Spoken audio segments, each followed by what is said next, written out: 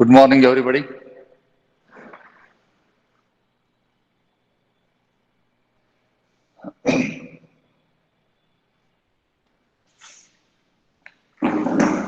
Morning, sir. Good morning. And yesterday I sent you the notes. By chance, if God's grace, if you get that question on this, you will get 20 marks, 5 marks question may be attempted for this. And you may get one question on that. What is accommodation bill? Suppose somebody asks you, what is an accommodation bill? Then you can write the effective answer. The types of bills. Okay. I'm adjusting the lighting on the board so that notes, just read it thoroughly. Notes, read it thoroughly.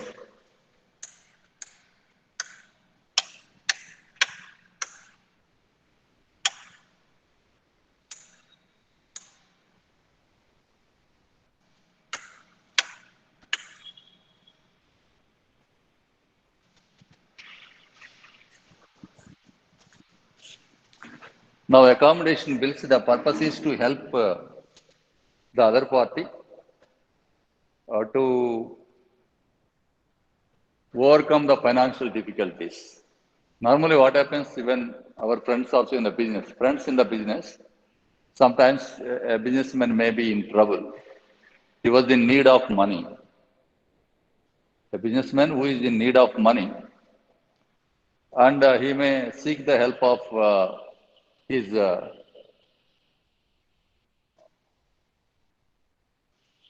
friend in the business. He may seek help. He may ask for some money help. Then he may say, "Sir, Baba, I don't have money. You write a bill on me, then I will accept it. Though I need not pay you any amount. You write a bill on me, I will accept it, and you sell it to your banker. You sell it to your banker. Banker will purchase, and money you will get it. And that money you use for your financial needs. Then you give me money back, and that money I will pay to the banker." So bill is honored. Sometimes it may happen both are in need of money. Both the friends, X and Y, both are in need of money. So X may write a bill on Y, or Y may write a bill on X, and the bill may be sold as usual. The holder of the bill, after receiving the bill, the receiver, drawer of the bill, after receiving the bill, he will sell it to a banker, get the money, and the money will be shared. Sometimes money shared is called mutual accommodation. This is known as for the benefit of both the parties. When they share, suppose the bill discounted 10,000 rupees is the bill value, sold to the bank for 9,000. So 9,000 received by drawer. The 9,000 they share 50-50. He will take 4,500, he will keep it himself, and another 4,500 sent to his friend. In such case, the last discount also be shared in the same proportion in which the bill amount is shared. That's it. So on the due date, this is to be paid. So now I'll take this problem number 14 is the best example, good problem on 14. You can keep it as a model problem. 14th is a model problem. Actually, I want to dictate one problem, but 14th problem will do. Now I'll read out. For mutual accommodation, the word is mutual accommodation, to get the benefit by both the parties. Okay, both a drawer and drawee to get the benefit from this. For the benefit of drawer and drawee of A and B, the parties are A and B. A draws a bill on B. A prepared a bill on B. Actually, there is no dues. Be careful. In accommodation bills, there is no dues between the parties. So A draws a bill on Mr. B for rupees 6,000. B accepted it. B accepted, okay, signed it, and give it back to Mr. A. A received the bill from B as usual. The entries are same.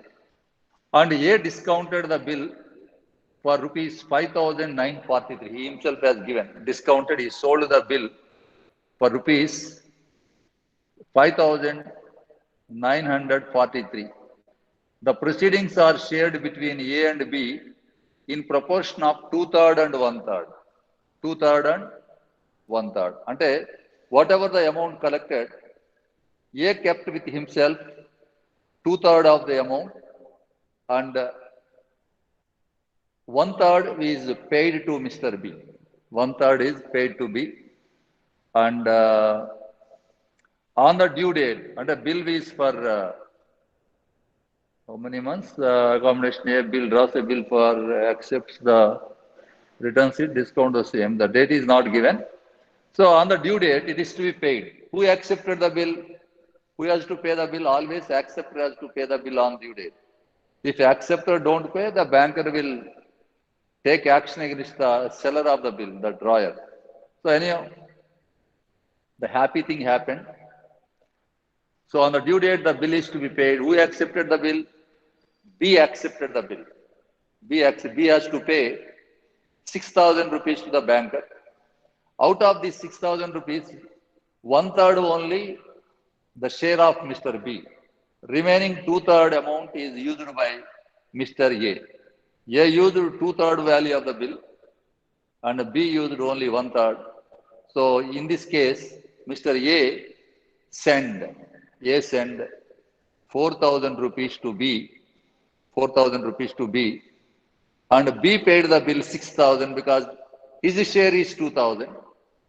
He enjoyed the benefit of 2,000 and 2,000 of his own plus received from Mr. A rupees 4,000 together paid to the bank. The bill is honored. It is a happy situation. That's it. 14th problem. I will write the events in the books of events in the books of A and B.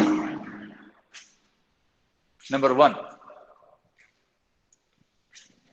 one is received a bill. Received a bill from B, rupees 6,000. What about B? He accepted a bill. He accepted a bill in favor of A, rupees 6,000. A received a bill from B, 6,000. Here, B accepted a bill in favor of camera బాగానే ఉందా?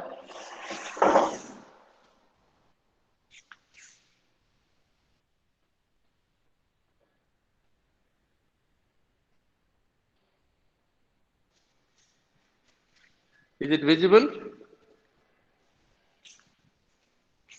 Camera correct ఉందారా? Yes, sir. Okay. So A received a accommodation bill from B. A received a bill. B accepted the bill. Now later, the bill was sold to bank. Who sold it? The bill is in the hands of Mr. A. Received the bill and sold, discounted the bill for rupees 5,943. 5,000, sold it to bank for rupees 5,943. So he received money. Discount is 57 rupees is discount. The discount is 57 rupees. If you add 57, it becomes 6,000. Next one, third one. So this is, it will not come. Discounted the bill, B is not concerned. It is between the banker and sold to bank. Bank received the bill, paid 5,943 rupees, paid to Mr. A. Out of this money, A transferred one third of this amount, paid to B one third of sale proceeds of bill. Sale proceeds of accommodation bill and AB and accommodation bill. How much it comes to? Divided by 3. It comes to rupees 1, 6, 1, 29, 9, 4,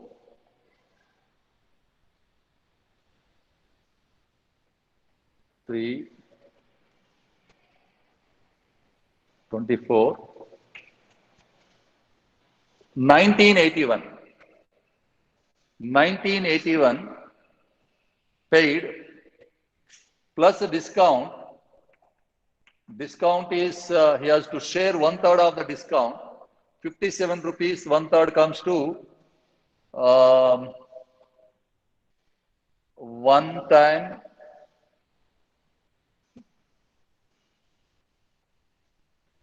19 rupees is discount.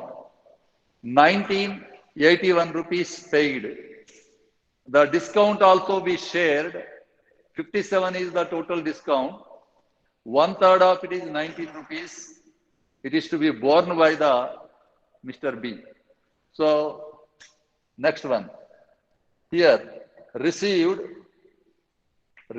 from A rupees 1,981.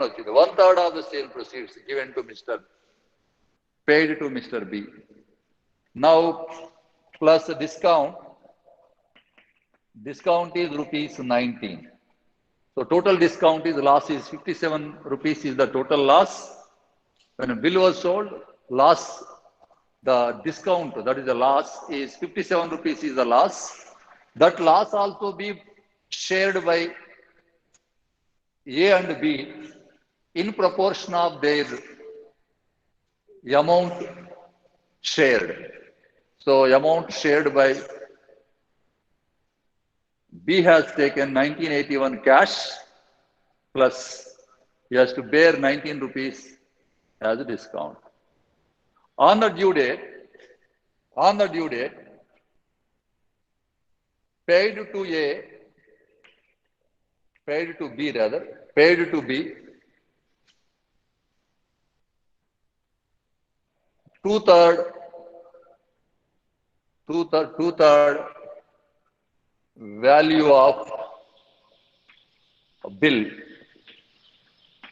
for honoring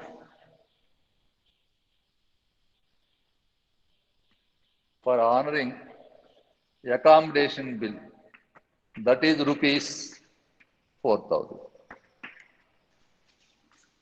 Paid to B, two-third value of bill, because he enjoyed two-third of the total 6,000 is to be paid to the banker.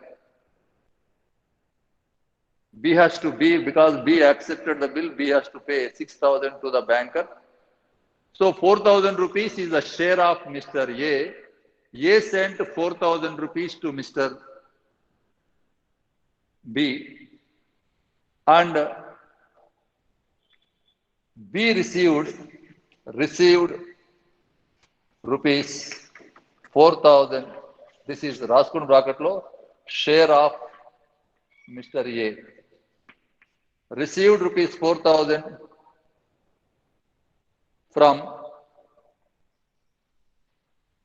A to honor the bill, to honor the bill.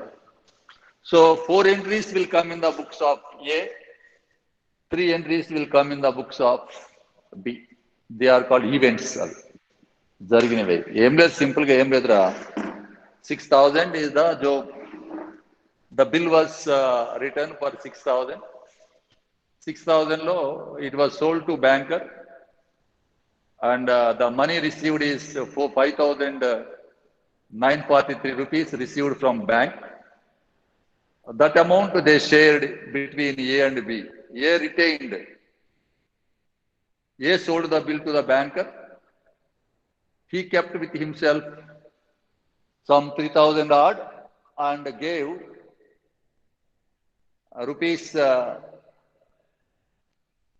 1981 rupees paid to Mr. B. Proportionately, discount also being shared. A due date na double kattal kada, he has to pay to the banker 6,000 rupees is to be paid. So this bill B enjoyed 2/3 value of the bill, 2/3. Ante 4,000 including discount. He enjoyed 4,000, B enjoyed 2,000 value of the bill. He received 1,900. He got it. So both enjoyed on the due date. 2-3 months of the time betkuntar. There will bill maybe for 3 or 4 months. On the due date, 6,000 paid to the banker. 4,000 A gave to B.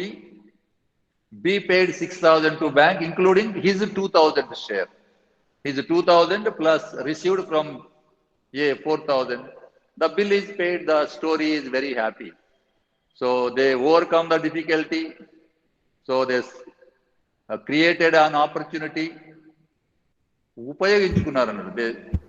They have used the benefit under this act.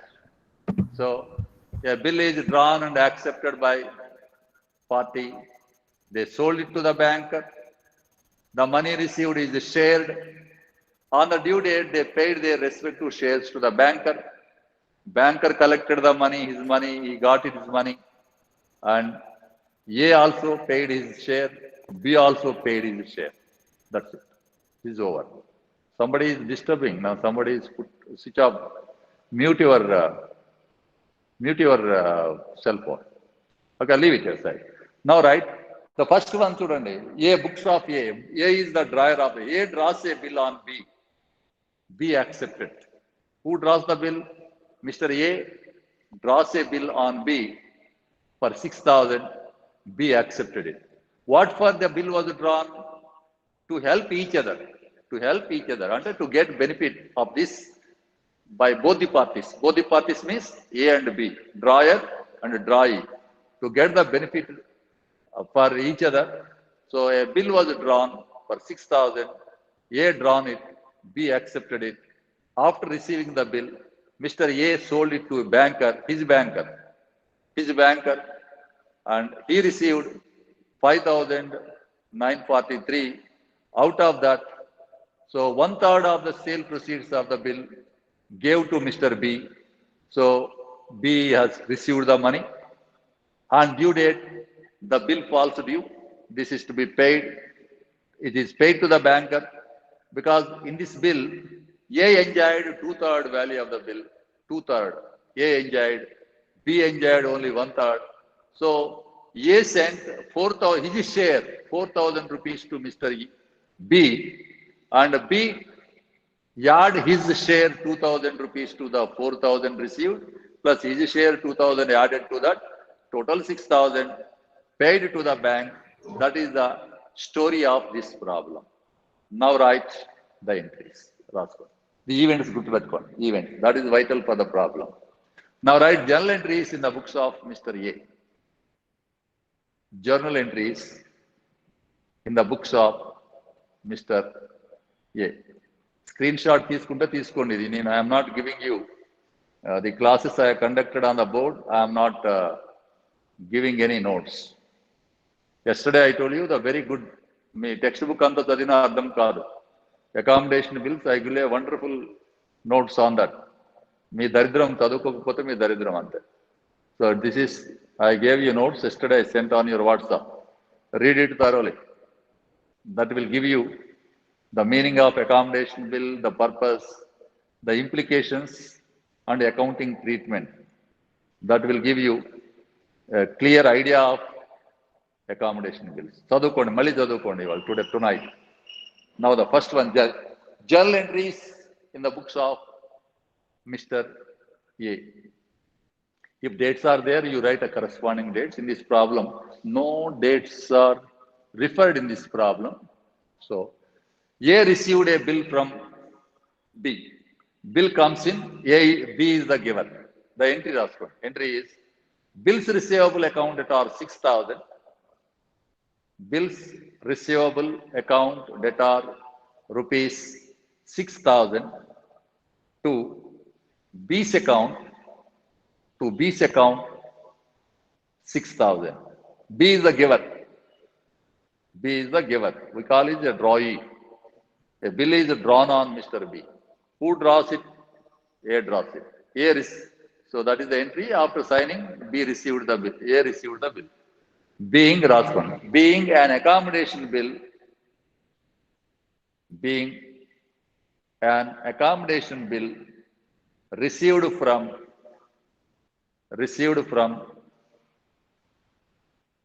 Mr. B. Mr. B. Over. After receiving this bill, what A has done? क्या किया A ने bank को बेच दिया. Bank को sold out to the banker.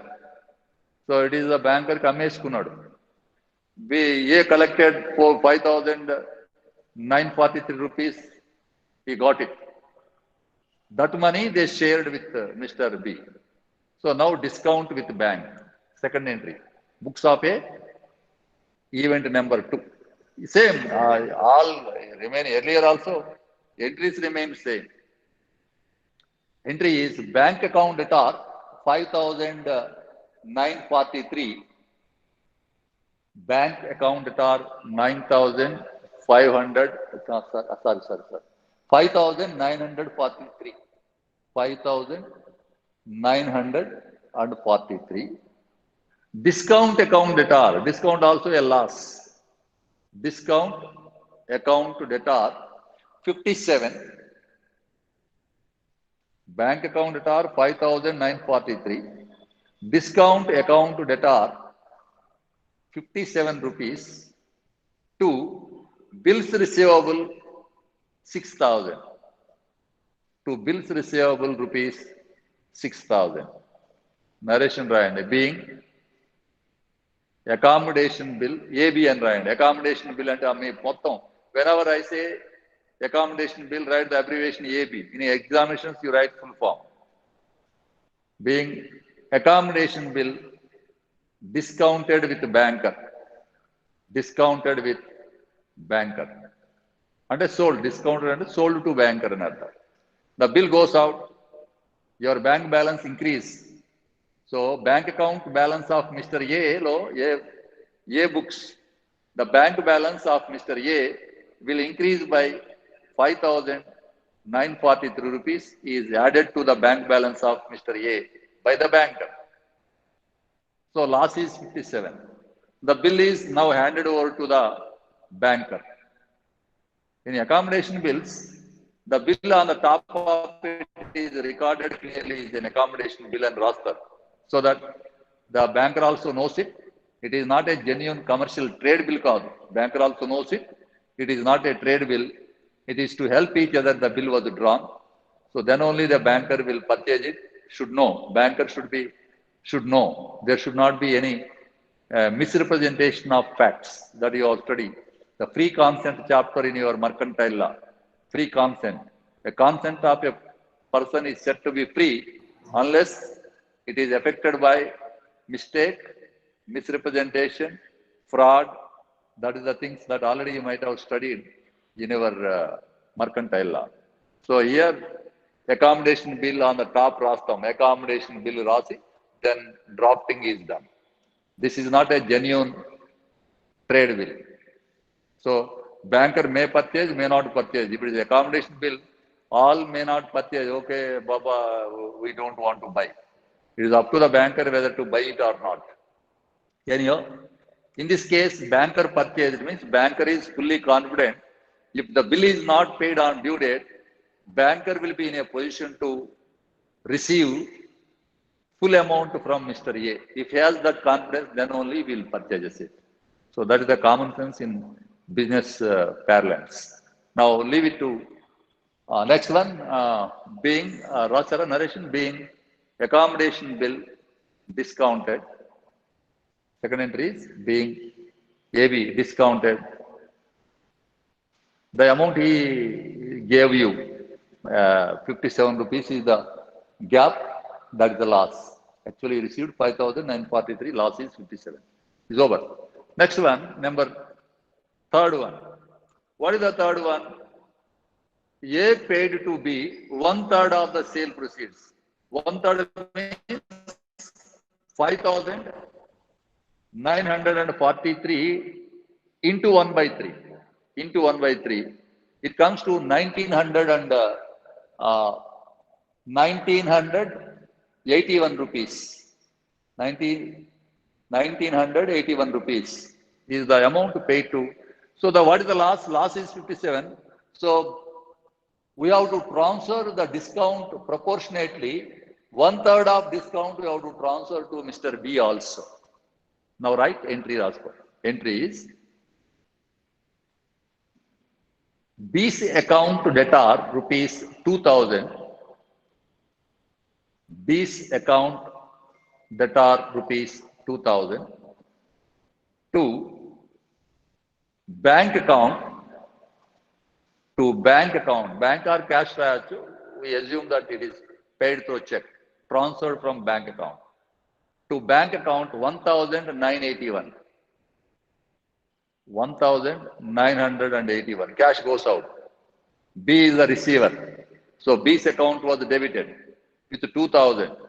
So 1,981 is cash goes out through the bank to discount account. To discount account rupees 19. To discount account 19. So it is clear this entry you must understand. B one third of the bill value is 2,000. Out of 2,000, 1,981. Hello? Hello? Somebody disturbed. So 1,981 is paid, and the share of discount of Mr. B.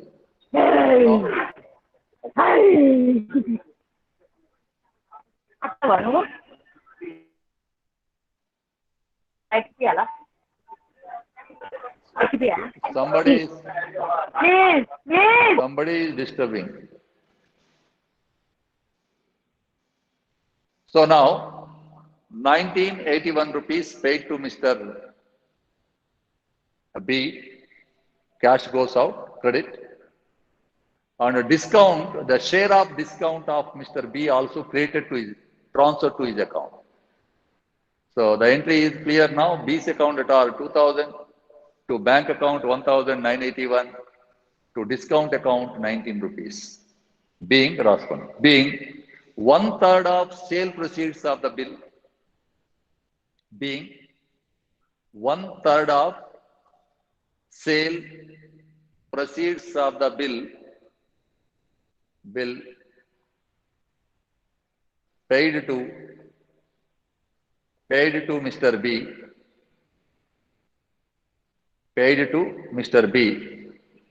and paid to Mr. B, and proportionate discount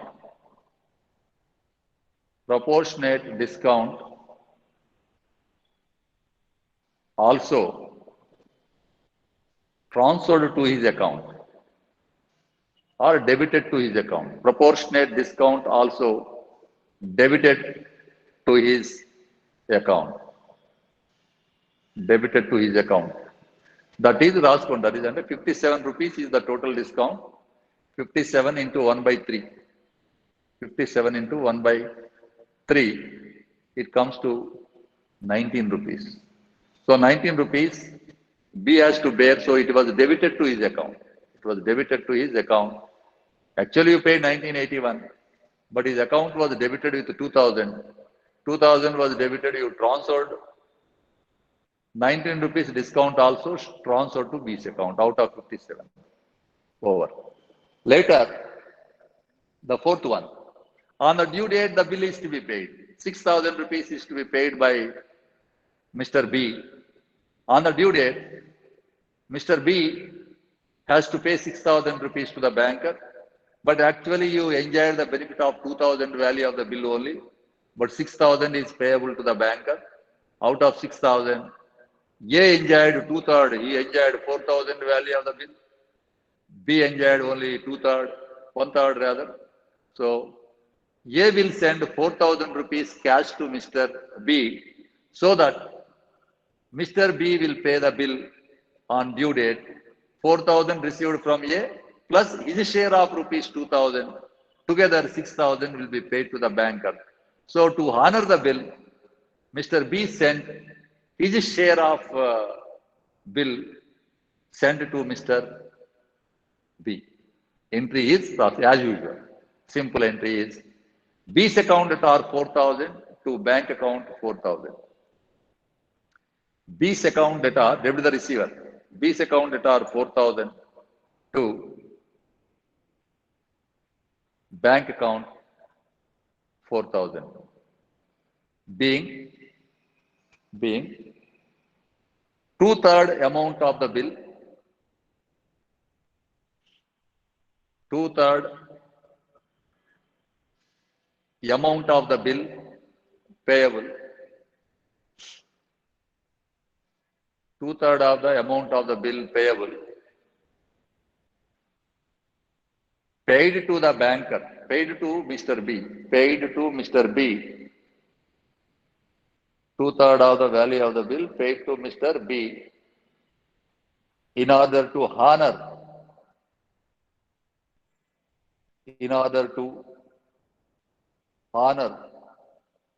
the bill on due date. In order to honor the bill on due date. So his share 4,000 enjoy చేశాడు కదా, A enjoyed that amount, he paid 4,000 to B, and now B, it is up to the B will pay the banker 6,000, 4,000 received from A plus his share 2,000. Now write over, entries are over in the books of Mr. A. Now go to the books of B local, books of B. Books of B, journal entries. Books of B, journal entries. Number one, accepted a bill, it is as usual. Accepted a bill in favor of Mr. A. A is the receiver of the bill. The bill is, after signing, your bill is going out, bill becomes payable. So the entry is A's account at R to bills payable. A's account at R 6,000 to bills payable account. A's account at R to bills payable account. It is 6,000. Being an accommodation bill accepted. Being an accommodation bill accepted for mutual benefit. For mutual benefit. For mutual benefit means दोनों के लिए a bill drawn, accepted. It is for the benefit of both the persons. So for mutual benefit, over, accepted. Bill was sold by the Mr. A, it will not come in the books of B because it is between the banker and Mr. A. It is between banker and Mr. A. Banker paid, A received. That is between banker and A. It will not come in the books of Mr. B.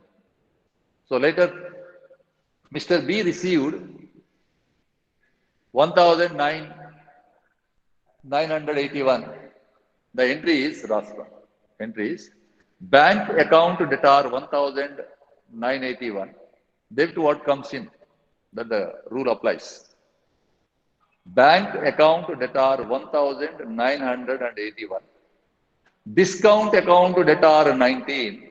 There are two debits. Bank account debtor 1,981. Discount account debtor 19 to A's account 2000 to A's account rupees 2000. అంటే discount was debited. Why it was debited? He has to bear 57 is the total loss on discounting the bill. Out of 57 rupees lost, because he is receiving 1/3 of the sale proceeds of the bill, so he has to bear 1/3 loss. His share is 19 rupees. So loss to Mr. B, 19 rupees is debited. That's it. So being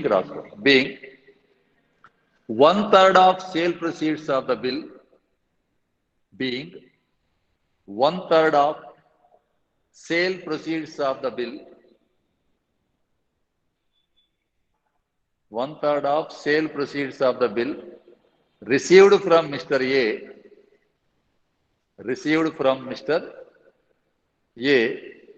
మీరు calculation అంటే రాసుకుని అక్కడ 5043 into 1/3. You may get the doubt. 1981 ఎట్లా వచ్చింది sir అంటే 1981 అంటే 5943 into 1/3. That comes to 1981. So 1/3 of sale proceeds of the bill received from Mr.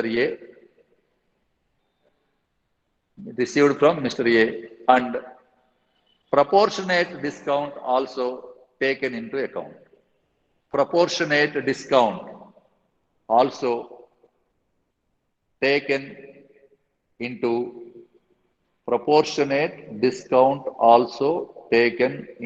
account. Proportionate discount also taken into account. That's it. So why discount account was debited here? Debited and it is a loss he has to bear, because 1/3 value of the loss he is bearing now. Over. On the due date, the bill is to be paid. The responsibility of Mr. A is to give the money to Mr. B so that B will be able to pay it. So B received 4,000 rupees from Mr. A. Cash comes in. So raskondi. Entry is bank account debtor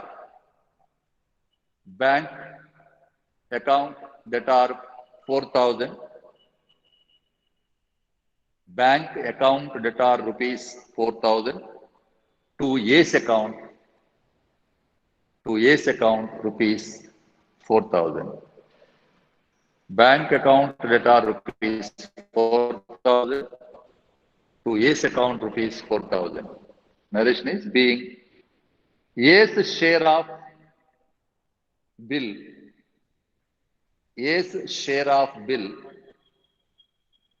Received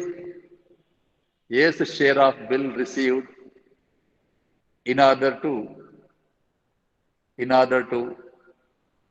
honor the bill on due date. In order to honor the bill on due date. In order to honor the bill on due date. Is over. Last one is add cheyandi inkoti fourth one kuda. He has to pay 4,000 is received from, then finally the bill will be honored. The fourth one is the last, final is honored the bill. Honored the bill. And paid to the bank. Paid to bank. Paid to bank rupees 6,000 paid to the banker. 6,000 paid to the bank. Are you the bill value? Bill is not paid, part payment under the bill is to be honored or dishonored. It is to be full value of the bill is to be paid. Not part payment will not be there. So 6,000 rupees Mr. B paid to the bank. So that means bill honored. Journal entry for bill honored. Bill honored means you take your papers back, you pay 6,000 rupees to the banker. You collect your papers back, and give 6,000 rupees to the banker. So the entry is bills payable account at or to bank account. Sir కానీ Bills ఇది ఇవ్వలేగా sir question లో. honor అయిపోయింది కదా ఇక్కడ చూడండి proportionate money who meets the bill అన్నాడు last but one sentence be చూడండి ఇక్కడ remits the B is proportion of money who meets the bill అంటే బి who అంటే B meets the bill meeting the bill అంటే paying the bill meets the bill okay sir.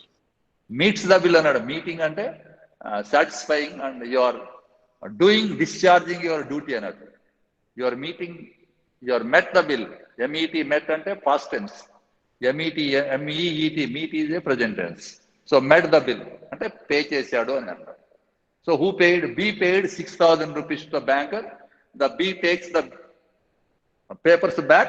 He signed earlier, na? He signed and gave to Mr. B, Mr. A. A gave it to the bank. From bank, you take your papers back, pay to 6,000, pay to the banker. Because banker gave you already gave to Mr. A, kada? Banker earlier paid 5,943 paid by the banker to the. Now the banker is receiving that money with discount also. He is getting now 6,000, banker is receiving. So the entry is as usual. Honor the bill by the drawee, acceptor honoring the bill. Who is the acceptor of the bill? Mr. B is the acceptor of the bill. And he took the papers back, paid 6,000 rupees. He already received 4,000 from A, plus he contributes 2,000 of his own. Total 6,000 is paid to Mr. Banker. Entry is bank paid bills received, bills payable account at R, bills payable account at R to bank. Bills payable account at R to bank, rupees 6,000. Being accommodation bill, AB anandi. Accommodation bill honored, accommodation bill honored on due date with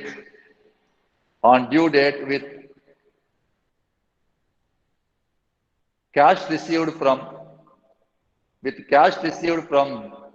A rupees 4,000 with cash received from A rupees 4,000 plus cash received from A rupees 4,000 plus our own money, our share 2,000. Our share rupees 2,000. Together paid 6,000 to bank. Together paid 6,000 to bank. Together rupees 6,000 to bank. Simple. వీడు 2,000 వేసుకున్నాడు 4,000 ఏ ఇచ్చాడు ఏ gave 4,000 వీడు ఒక 2,000 already వీడు enjoy చేశాడు కదా వీడు 1/3 bill enjoy చేశాడు వాడు 2/3 ఎంజాయ్ చేశాడు బిల్లు డబ్బు లేకుండానే ఇద్దరు ఒక మంచి ఇదొక టెక్నిక్ అన్నట్టు ఇట్ ఈస్ ఎ టెక్నిక్ డబ్బు లేనప్పుడు చేసుకోవచ్చు మీరు కూడా ఒకళ్ళ మీద ఒకళ్ళు బిల్లు రాసుకొని అమ్ముకొని ఆ డబ్బులు పంచుకొని మళ్ళీ పంచుకున్న డబ్బులు మళ్ళా పూలప్ చేసి మళ్ళీ you pay the bill. Most of the times what happened in this chapter, this is a happy case. Hereafter next problems, when you work out the problems from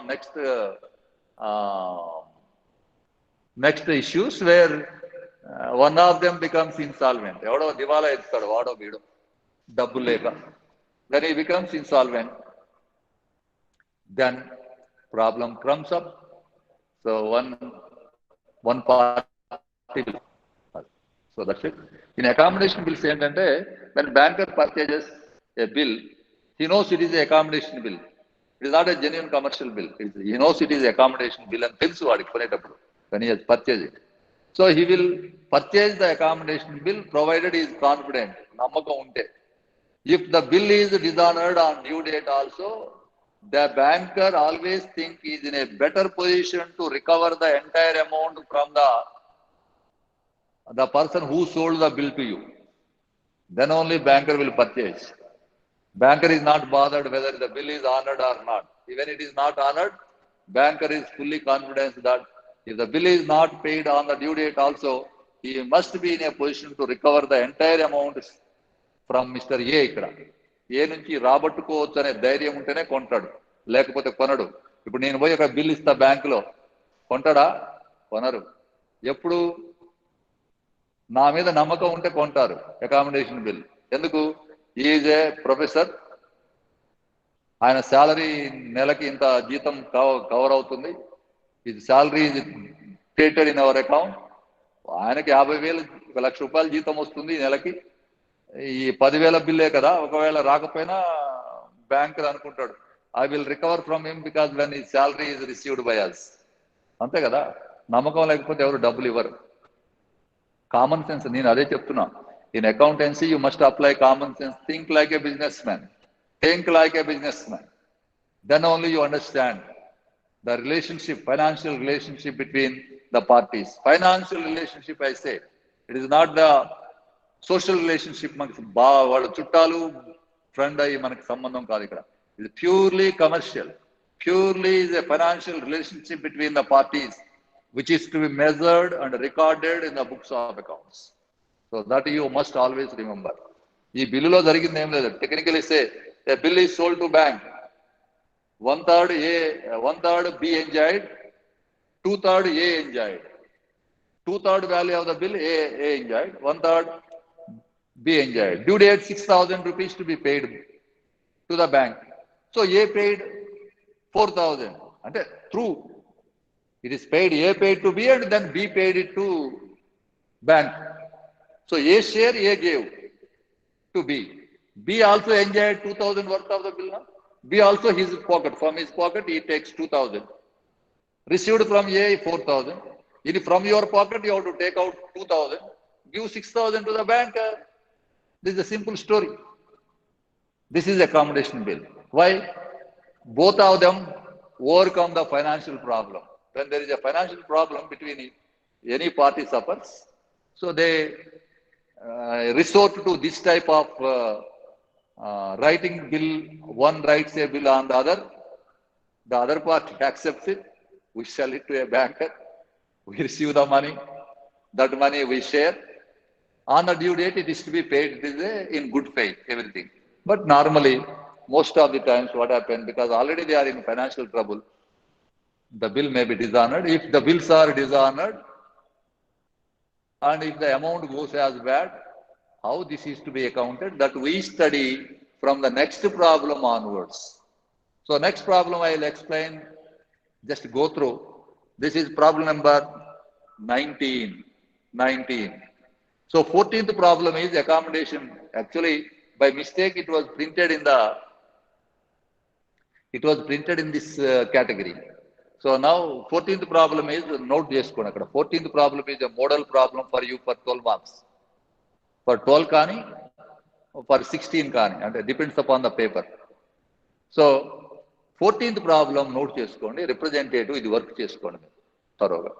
so this will give you clarity what is an accommodation bill. So next one, coming to the problem number 19, I will explain to you and make an attempt. That I will work out in the next time permits. I will give the highlights of the problem. What is this? For the mutual accommodation of P and Q, their parties are, one is P, other is Q, PQ. There are two parties. For mutual accommodation means for the benefit of both. Mutual means parasparam antam, donon ke liye. So it is for the benefit of both the parties. A bill was drawn. If P may draw on Q or Q may draw on P. So it happened in this problem. P and Q. P draws a bill on Q for 10,000 rupees. Bill value is 10,000. So bill is drawn for 10,000. Who draws it? P prepared it, like A in this problem. P prepared a bill, sent it to the approval of Q. Q accepted it and returned it to B. After signing, Q gave this bill back to Mr. P. P received it from Q. Later what done? P discounted the same with his banker and received 9,500. So P sold this bill to his bank. Bank purchased it. So 9,500 rupees Mr. P received. That is the one. So the proceeds are shared equally. Shared equally means 50-50. They half of the amount, 9,500 divided by 2. So 4,750 Mr. P paid to Mr. Q. P after receiving 9,500, half of 9,500 paid to Mr. Q. So discount also you have to account for. Discount also you have to transfer. So 500 is discount, 250 is the discount to be borne by Mr. Q. The amount is shared equally, kada? 50-50, loss also be shared equally. So 250 transferred to Q's account. Then, so next one is the proceeds are shared equally. Later P becomes bankrupt. P becomes bankrupt. P diwala ittadu. So who has to pay the bill on the due date? Mr. Q has to pay, and accommodation bill. So banker will catch the Q. So Q paid the bill. All 10,000 rupees, Q paid the bill. So Q paid not only his share, but also the share of Mr. P also he paid personally. So 5,000 share of Mr. P is paid by Mr. Q. So now how much amount receivable from Q has to receive 5,000 rupees from Mr. P. So consequence ఏమైంది ఇక్కడ on due date Q made the bill. Q gets a dividend of 50 paise per rupee from the estate of P. P దివాలా ఇచ్చాడు కదా. So whatever the amount due from P, he received 50 paise in the rupee. And for every 100 paise he has to receive, 50 paise is received. Indirectly it says out of 100 paise, 50 paise is received. And 50% is recovered. So 50% becomes 2,500 in this case. 5,000 is due from Mr. P. What share ఇవ్వలేదుగా పైసలు? In this case 4,000 remitted. A send money to Mr. B. In this problem, P did not send 5,000 rupees to Mr. Q for honoring the bill. ఇవ్వలేదు వాడికి. కాకపోతే Q pay చేశాడు అది కూడా. And the P share also paid by Q. So Q has to get rupees 5,000 from Mr. P. That money he did not get it. P became insolvent. P became insolvent. So P has to receive 5,000 from Mr. P. Q has to receive 5,000. Out of 5,000, 50% gone bad. 50% రాలేదు. అంటే cash received 2,000. Out of 5,000, 2,500 cash comes in, and remaining 2,500 will be the bad debts. So రాసుకుంటారు events. ఎంత ఉంది, time ఎంత అయిందో చెప్పండి. నేను otherwise I will give the events. 2 minutes ఉంది సార్ ఇంకా. 2 minutes ఏనా? సో మీరు రాసుకోండి. ఇది identical, this is identical. So that go through 2-3 problems solve చేద్దాం. తర్వాత will move to the next topic. 2-3 problems చేసి సరిపోతాయి in this. So that will do. Okay, now read the problem. రాసుకోండి, చెప్తా. ఒక బుక్స్ లో రాసుకోండి. 19th problem, books of P. Books of P quick రాసుకోండి. Books of mister P, bracket లో drawer. Events రాసుకోండి. Number 1, received a bill from Q. Received a bill from Mr. Q for mutual accommodation. For mutual, MUTUAL, mutual accommodation, rupees 10,000. Mutual accommodation.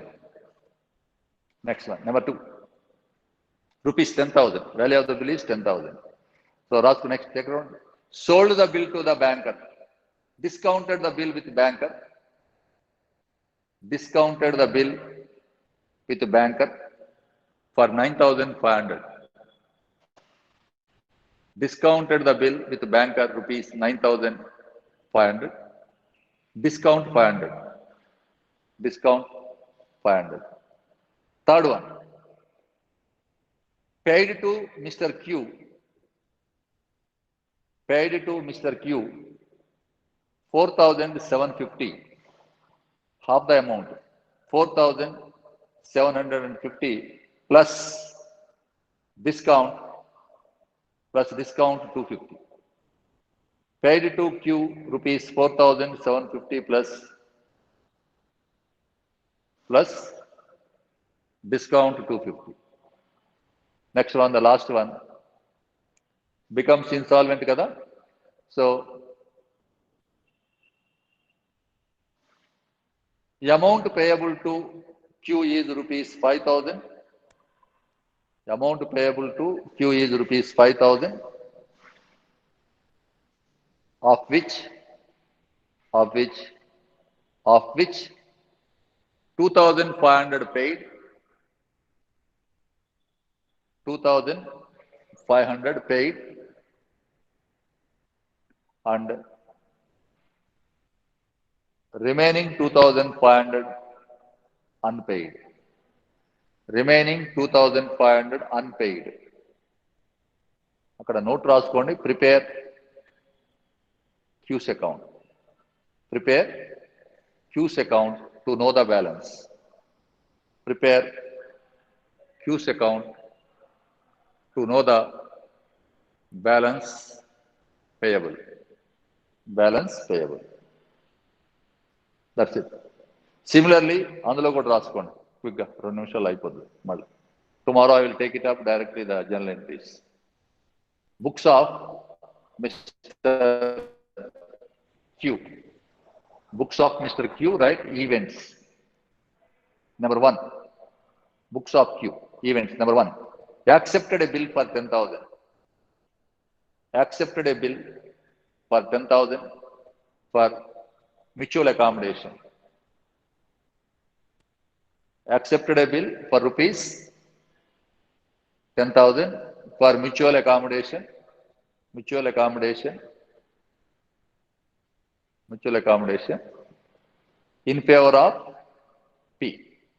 In favor of Mr. P. In favor of P, bill accept చేసే ఉన్నాడు. This is for mutual accommodation. Number 2.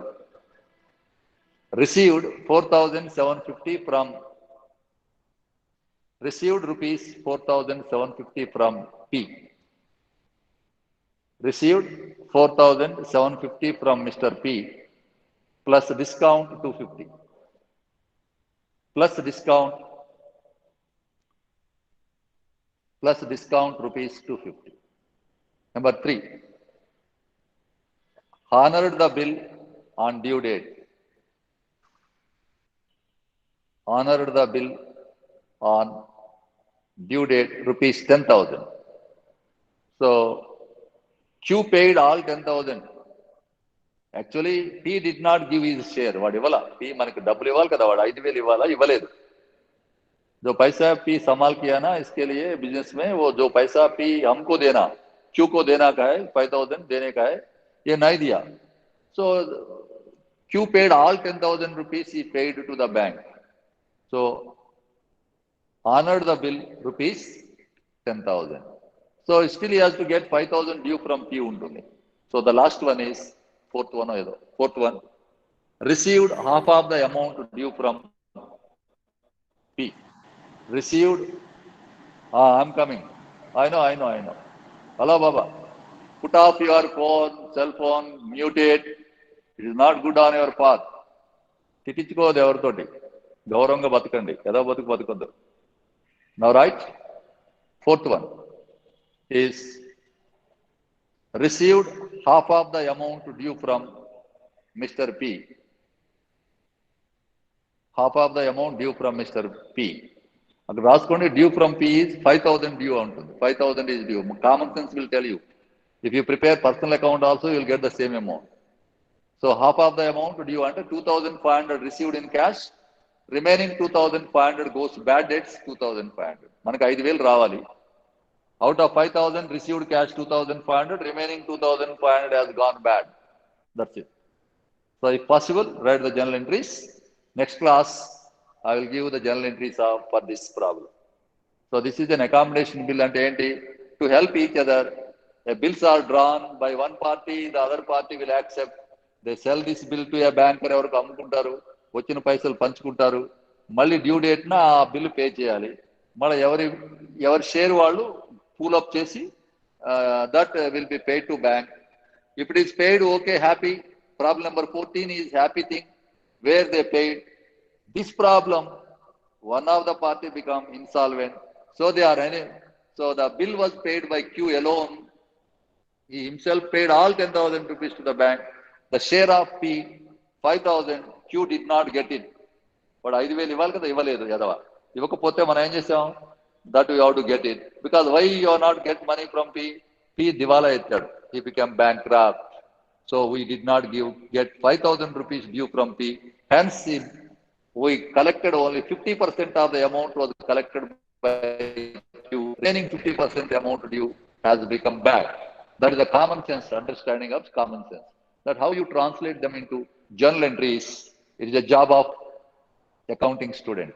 It is a job of accounting student how to convert these financial transactions into journal entries. It is your job. So that I will take up in next class, problem number 19. If possible, those who can make it, do it based on this problem. Okay? So we'll see you in the next class tomorrow.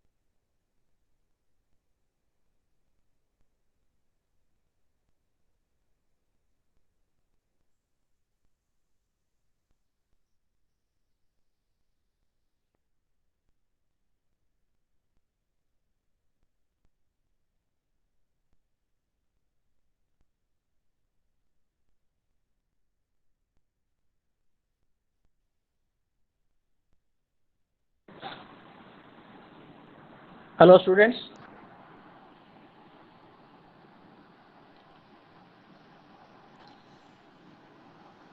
Hello, dear students. Yes, sir. Okay. Now, again, I'm giving the summary of the discussion what we had yesterday. We have started third unit.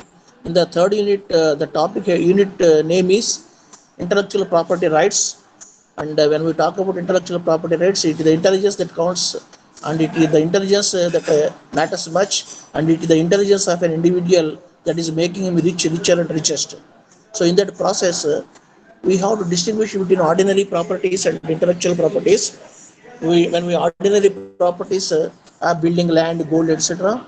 When we talk about intellectual properties, it is the trademarks, patents, copyrights, etc. are the intellectual properties. Means trademark, it is not a building, it is not a land, it is not a gold, but the person who is having that right, trademark right, he alone can use it, and he need not allow any other person to make use of the trademark in order to market his product. If at all anybody does so, he can take action. In that way, it is it means what it is an asset actually. Suppose in case of his death, a person who has acquired trademark, if at all he is dead, at the time it is a property. The legal heirs, whomsoever are there, children, wife, etc., they can make use of the trademark right, and they will be getting money from others who are making use of the trademark. So it is the trademark through which a popular will become very popular, a product will become very popular in the country, or for that matter in the world, because consumers can identify the product with the trademark. So for want of bringing the consumers to that particular level, there might be lot of hard work of the businessman, and after putting a lot of hard work, the product will become very popular, and through a particular trademark that can be distinguished trademark, the product will be identified by the consumers. That itself is a property. So that is reaching the consumers. Bata shoes and chappals are reaching the consumers.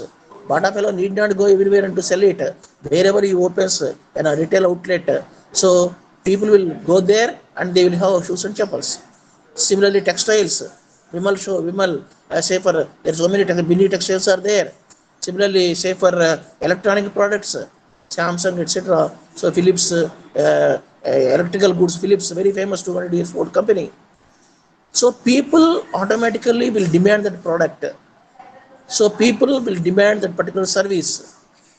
So if a businessman can come to that particular level on that particular trademark, what he wants to say for enjoy it as a right, has to apply for the trademark right. Once he gets that trademark right, it is valid for 10 years, and after 10 years again he can renew it. So without his permission, nobody can use that trademark to sell the product. Nobody say for if at all anybody does so, action can be taken on the person who is making use of the trademark without the permission of the owner. Suppose I am the owner of a building. If I want, I can sell the building. If I want, I can let out the building. If I want, I can say partially, I can sell it. The same way, intellectual properties also can be sold to some other party, can be partially sold, can be allowed by can allow other persons to make use of that. Yesterday I told you about Bata giving franchise. So, for example, I am making shoes and chappals. I am manufacturer, and but it is very difficult for me to market my shoes and chappals because people will not come forward to purchase new, say for chappals and shoes. So very good in the sense people who can afford, they go for a branded product. So I am sure that my product is having high quality, but without a brand name, it is very difficult to sell. Therefore, I will enter into a say for agreement with the Bata company. In turn, Bata company will put so many rules and regulations with regard to quality and other aspects, how much commission, etc. amount to be paid. Then Bata company, quality people, they will verify the chappals and shoes manufactured by me. They will continuously monitor, and they will put so many rules with regard to quality and because if I take the permission and manufacture, say if they are not up to the quality, the reputation of the Bata company may fall down. So therefore, Bata company will be very careful, and with all rules and regulations, Bata company will give franchise. So this is giving franchise means what? I can put BAT awards on the shoes and chappals manufactured by me, and through the retail network of the Bata, this thing, I can sell the product. So Bata company, in fact, will be giving these franchises in many parts of the world. Don't think that Bata company, all shoes and chappals of Bata company will manufacture at one place. It's not like that. Different parts of the world, different manufacturers will manufacture chappals and shoes, and the Bata company in turn will allow them to use their trademark. For that, they charge money. For that, they charge from the manufacturer. It all depends on the agreement. So just because they have earned a lot of name that Bata fellow, so just even by sitting in the home or house, he can earn a lot of money from the people who are making use of the trademark because it's a right. It's a property right. Suppose just now I told you if I'm having a house, I can let it out. If I'm having a trademark, I can allow others to make use of it. If I let out my house, I will get rent. If I allow other people to make use of my trademark, I will be getting money. So that's why it is called intellectual property. Yesterday, many points I told you how to register it. We have to go to the registrar, take application, and you have to submit the trademark what we want. Then the registrar will publish it in the trademark journal. If at all any objections are there for issuing a trademark to you, those people can give objections in writing. That objection will be forwarded to you because you operated for the trademark, and you have to give the answer. If your answer is satisfactory, complaint will be negative, will be dismissed. If at all your answer is not satisfactory, trademark right will not be given to you. So once a trademark is given to you, it is your property for 10 years. After 10 years also you can enjoy by renewing the trademark right. Now this is one part. The other part I am not going in detail because already we have discussed. And the other part of the trademark is infringement. Without the permission of the owner of the trademark, if at all anybody makes use of that particular trademark in selling his product, etc., such a trademark owner can take action on them. This is called infringement without having right making use of others' property. Infringement. You are the trademark owner, but without telling you, without taking permission from you, I am making use of your trademark. Definitely, you can put a civil case and criminal case on you. Even though the person who is making infringement in other countries, you can give complaint to Indian government. In turn, Indian government will ask the American government to take on the action on the person who is infringing, who is making infringement on the trademark issued by the Indian government. Similarly, the American government has issued trademark right to a businessman in America, and in India, one businessman is making use of the trademark without the permission of that American. Then American government will give complaint to the Indian government, and Indian government will take action on that. This is called international relations, business relations. After all, every country has to depend on the other country. All products are not available. All chemicals are not available. All raw material is not available. And demand may not be there in one country, and there will not be growth if you confine to yourself. If you want to develop the product, if you want to do the business, export business, import business all over the world, for that matter, in many countries, you have to, country has to honor, and other countries also have to honor the trademark rights issued by such countries. Then only they are intellectual properties. I think got the point. So this is the meaning of that infringement. I'm talking about the infringement. If at all any other person other than the trademark owner makes use of that trademark for marketing their product, at that time the original trademark owner can file a civil case or a criminal case on them. So at that time, what the say for court will do, even civil charges, criminal case also can be filed. Once the owner files a case in the civil court, say for temporary injunction order will be given. Temporary injunction order. Suppose Mr. X is the trademark owner and Mr. Y, without taking permission from X, is making use of X trademark. Then X has to go to court of law and he has to file a complaint. Sir, Mr. Y is making use of trademark, kindly take action. Then immediately court will order injunction order to stop the making use of that particular trademark. Well, the order will be issued to Mr. Y. And Baba, don't use the trademark because you are not the owner. If you continue, you will take action. Immediately, that fellow has to stop. If he doesn't stop, if you give a complaint, even after court order also, if it doesn't stop, immediately you can give a police complaint and police people will arrest him and put in jail. We have to follow the court orders. Please remember that. If you do not follow the court order, that is a much bigger crime than the original crime. Either you have to appeal to the higher court or you have to obey the court order. If you do not do so, it is called contempt of court. Contempt of court. For making contempt of court, it is another punishment will be given by the court of law. Immediate imprisonment will take place. That's why suppose if X is the owner of the trademark, if at all, without his permission, if Y is making use of his trademark, X can give a complaint and immediately court will give injunction order. Means to stop making use of the trademark right of Mr. X. Y has to obey that orders. That is one action taken by the civil court. And second action is permanent injunction.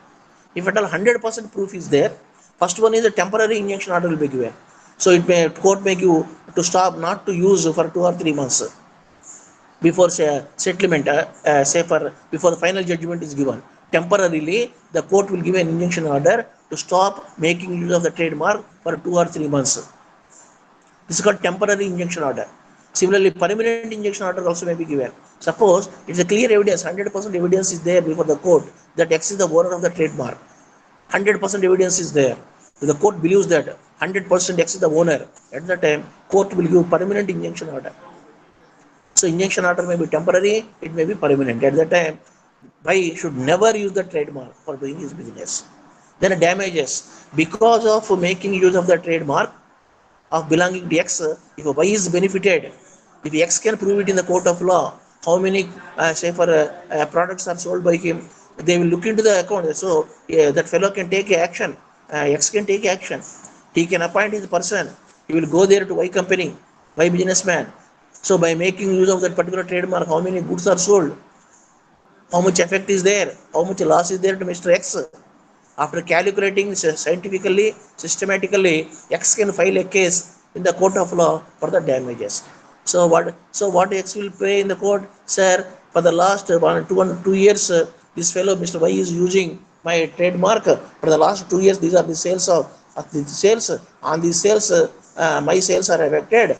Had he not used, I would have got a lot of profit.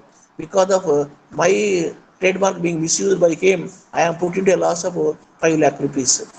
He has to submit the records. Simply, if you say 5 lakh, 3 lakh, it's not like that. He has to take accounts, he has to take the profit and loss account, he has to take the number of products manufactured, profit component. To chart accountant, he has to finalize the accounts, and ultimately, a chart accountant will calculate how much profit loss is there, profit loss is there for Mr. X because of by using that trademark. Systematically, if accounts are prepared, and if X can prove that how much loss is caused to him, then if the court believes that, court will order Mr. Y to pay such a loss to Mr. X. They are called damages. So it all depends upon how you are filing the case. If X files a case only to stop by not from making use of trademark, then injunction order will be given. If X files a case to recover the loss, if at all it is proved, court will order Mr. Y to pay that loss. That is called damages.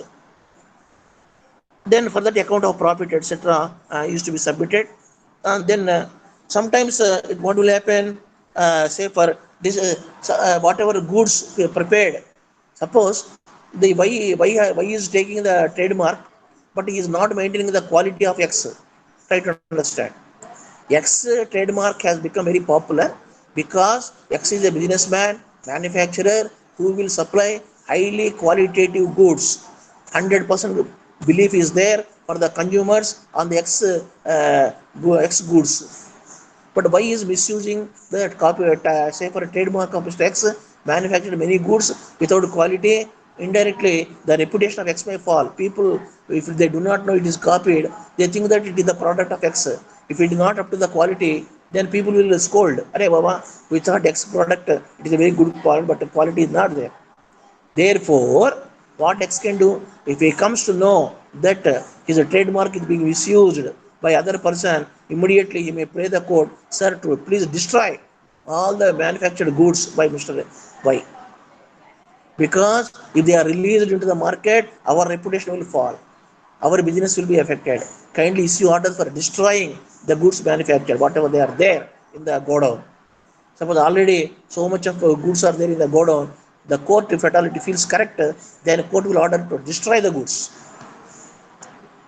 So maybe crores of rupees loss may be, why may get, we do not know. depends on the product, it depends upon the sales, it depends upon the number of products manufactured, it depends upon the storage of the goods. So if X can prove it, so then if X can get an order to destroy the goods, with that order court fellow will order the fire people, other people to destroy the entire products. Try to understand. Sometimes stopping you from manufacturing the goods is the benefit for me. Sometimes for that temporary injection, permanent injection order I may get. Sometimes I may claim profit from you, profit share. I may file a case for the infringement. Sometimes I may get order to destroy the goods manufactured by you. How I am going to court, that's very important. This is all actually say for sometimes for want of fighting in the court of law, I had to spend a lot of money. I told you very clearly, no lawyer is sitting there to help you freely unless you pay the fees. Lawyer doesn't open his mouth. So legal charges or heavy charges will be there. At a lower court, at district court, at high court, you have to go on paying money in order to protect your copy, trademark, right? Then you can also file a case in a civil court for the cost charges, the expenditure incurred by you to protect your right. Why you got that expenditure? Lawyer expenditure, etc. Because your right is being misused by other person, infringement. Therefore, you can not only ask the court to destroy the products or to profit share or say for to give injunction order, but also you can claim the expenditure incurred by you, and you can ask the pay the court, sir, ask Mr. White to pay the money back, whatever expenditure I have incurred. All these rights are available in case of civil court. Similarly, you can the person who is affected also can file a criminal charges. So in criminal, so sir, without my permission, he has to go to the police station. Suppose my trademark is misused by Mr. Y. I am X. I am having a trademark right and the intellectual property, but without my permission, Y is using my trademark. Then I want to teach a lesson to that fellow. With some sufficient evidence, I will go to police station and I will give a complaint. Sir, I am the trademark owner, but my trademark, my asset is being used by that dirty fellow. You take action. If at all it is proved, immediately police people will go and arrest Mr. Y. And they will file FIR, first information report, to the court of law. If the court feels that yes, that the criminal activity is proved, immediately court may order that Y to be put in jail. Not less than 6 months, not more than 2 years. 3 years, sorry, not less than 6 months, not more than 3 years. So the court is having, if at all anybody is misusing the trademark right for the infringement, the original owner, if he files a criminal case, the person who is making infringement has to go to jail. If at all he files a criminal case, has to go to jail. Minimum 6 months imprisonment, maximum 3 years, and 2 lakh rupees fine also will be imposed. 50,000 to 2 lakh rupees fine. Minimum 50,000 fine, up to maximum 2 lakh rupees fine also can be imposed by the court of law. Minimum 6 months imprisonment, maximum 3 years imprisonment, and a minimum 50,000 rupees penalty, maximum 2 lakh rupees penalty. So this try to understand, penalty and imprisonment will be imposed by the criminal code provided if a criminal case is lodged. If you file a civil case, injunction order will be given, temporary injunction order or permanent injunction order, or damage. Court may ask that fellow to give the profit share. Court may order to destroy the goods. Court may order to give the profit share. Like that, they are all civil cases. But if you want to teach a lesson to that fellow, you can also file a criminal case.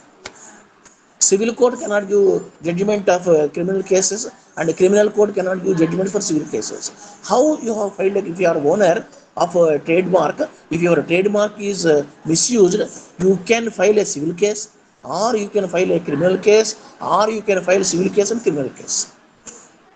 For a criminal case, judgment will be given, imprisonment, penalty. Imprisonment not less than 6 months, not more than 3 years. The court may give 1 year imprisonment, 2 years, maximum 3 years. Judge cannot give for more than 3 years. Minimum 50,000 rupees penalty. Judge cannot say that no, infringement is proved, you pay 10,000 fine. Nothing. Judge will be boosted from the job. The law is saying that minimum 50,000 penalty, maximum 2 lakh rupees. If the court feels that yes, this fellow has made infringement, based on the criminal case lodged by the original owner, court may put 1 lakh rupees penalty. Sometimes 1 year imprisonment and 1 lakh rupees penalty. So minimum figures and maximum figures are given by the act. Try to understand. So what type of action you want to take? The you means the original owner of the trademark. If he files a civil case, judgment will come like that. If he files a criminal case, a judgment will come like this. So for the infringement, that is the meaning of this. Trademark right is usually for 10 years. So this is the story of the trademark, my dear children, and try to read it from a good textbook. Most of the points, whatever I have explained you, they will be there in a particular order. You remember like a story. Imagine for yourself that you are a businessman, you have taken a trademark, and you are try to understand if you want to get a trademark, what you want to do. If your trademark is misused by other persons, what action you can take in a particular order like a story. If you remember, very easy to present the answer. What is a trademark? Imagine for yourself that you are a businessman, how to get a trademark, where to submit the application form, what is the procedure, all the things you have to understand. Suppose you got the trademark, for how many years it is useful. So if at all it is you are according to law, it is a property. If your property is misused by other party, what action you can take? Whether you can file civil case or criminal case, or can you file both civil and criminal cases? If you win the case, what punishment will be given in case of civil cases? If you win the case in criminal case, what punishment will be given for the other party for the infringement? In such a way, if you remember, very easy to write the answer in the examination. That is the method. If without showing interest, without involving in the subject you study, you don't enjoy the subject. I'm telling you. Just imagine that you are going to become a wonderful businessman. Just you have a dream. Have a dream. Suppose you have started a product, the product has become very popular, and you have taken a trademark. Just you wanted to take a trademark, what to do, where to go, when to get, how to protect it. So for all, where, when, what, why, what action, infringement, all these things, if you remember in a sequel, very easy to remember. Fantastically, you can write the examination. For that, involvement is required, my dear children. Involvement is required. If you carelessly, recklessly, like a lazy fellow, if you look at these studies, you can't enjoy. I'm telling you. Imagine, it's a common subject you are studying, wonderful subject. Ultimately, whether he's a scientist or a businessman or an industrialist, or a teacher or a lecturer ultimately everybody wants money. Try to understand. However great engineer is, however great doctor is, what ultimately what why people are studying a doctor course, FRCS and all the MD, etc. Because they want to earn money. Money is the ending point. That is what we are studying. Try to understand. The rules, regulations of the commerce we are studying. We are studying the aspects of earning money, rules and regulations with regard to that. Linked with that. Trademark, patent or whatever it may be, ultimate aim is to earn money. We are linking it. We want to open a company, we want to earn money. We want to do sole trading business, we want to earn money. Ultimately, wherever money aspects are there, whether it's a doctor or industrialist or ordinary person or employee, commerce activity will be there. That's why we are teaching all the subjects. Maybe foreign trade or business organization management or opening of a company, opening of a partnership business. All this is why we are studying. Income tax subject. These are all connected with money, commerce. How to open a business? It shall be individual business, or a partnership business, or a company business, or a cooperative society. If you want to open company, what to do? If you want to open partnership business, what to do? What is partnership deed? What is memorandum of association? What is articles of? All this is all something like a story. You are entering into a beautiful world of commerce. Imbibe, involve yourself. Just if you imagine that you are a businessman, you can enjoy the commerce subject. I'm telling you. We are not studying history. We are not studying Telugu literature. You may be studying something, but basically you are a commerce student. From a provision shop in nearby your house to a big business like Bill Gates, say for Microsoft company at a world level, till that place you have to study. You must understand the business activity. From the gully shop, from a pawn shop nearby your house or on the road, how that businessman, how that pawn shop fellow is opening the business, what are the arts, how much profit is getting, what is the method of doing that pawn shop business. You must Put an eye on that. Pawn shop, say for provision stores, say, so one just look at on the road how many types of business activities are taking place. नजर रखना मेरे commerce student अरे इनको wholesale goods कहाँ से मिलता, how much profit this business is getting. In that way, if you involve, you can learn many more things. Then you go for partnership business. अरे 3-4 दिन मिलके partnership करे तो कैसा करना, what is the profit, what are the rules, regulations, agreement कैसा रहना. Then all these things you involve. If you want to become a partner tomorrow, or if you want to do business, taking some other partners, many things you'll be learning. How to open a company, how to open a multiracial. What is a multiracial company? What are the legal aspects involved in it? How international business is going on? How foreign export business is going on? What is the foreign exchange? All these things. If you go on learning, then only you will become a commerce man. Otherwise, you cannot become a commerce person. Don't study for study's sake. Like a corona period, even if you don't want to pass, they will give more choice and something you write, some marks they will give, you'll pass. It doesn't mean that you know commerce. Ultimate leading point, Baba, leading point. Everybody wants money. If any person wants money, landing point is commerce. Commerce is the totality. Just now I told you, you may be doctor, you may study FRCS, you may be industrialist, you may be Bill Gates. Ultimately, every businessman wants money. In the process of earning money, we are studying rules and regulations, method of doing, restrictions, rules, regulations, so many all the things we are understanding. So in that way, my point is you should feel proud of becoming our students. When the day should come, you should recollect the reminiscences of the say for Indian Store Management and Kare Amritsar South Bina Bola. Because there are some examples. In order to encourage you, I will give one interesting example. There is one gentleman called Lord Bill Moria. Lord Bill Moria. He is a Zoroastrian. He was a student of our college in the 1980s. BCom Honors Studies he has studied here. BCom Honors course he has studied in our college in 1980. Please take it into as a record. And I want to inspire you from our own college student. 1980 was student of BCom Honors. He was a direct student of our present principal Advir sir. Then what he has done? He has entered into the business field. Tremendous business. He went to UK.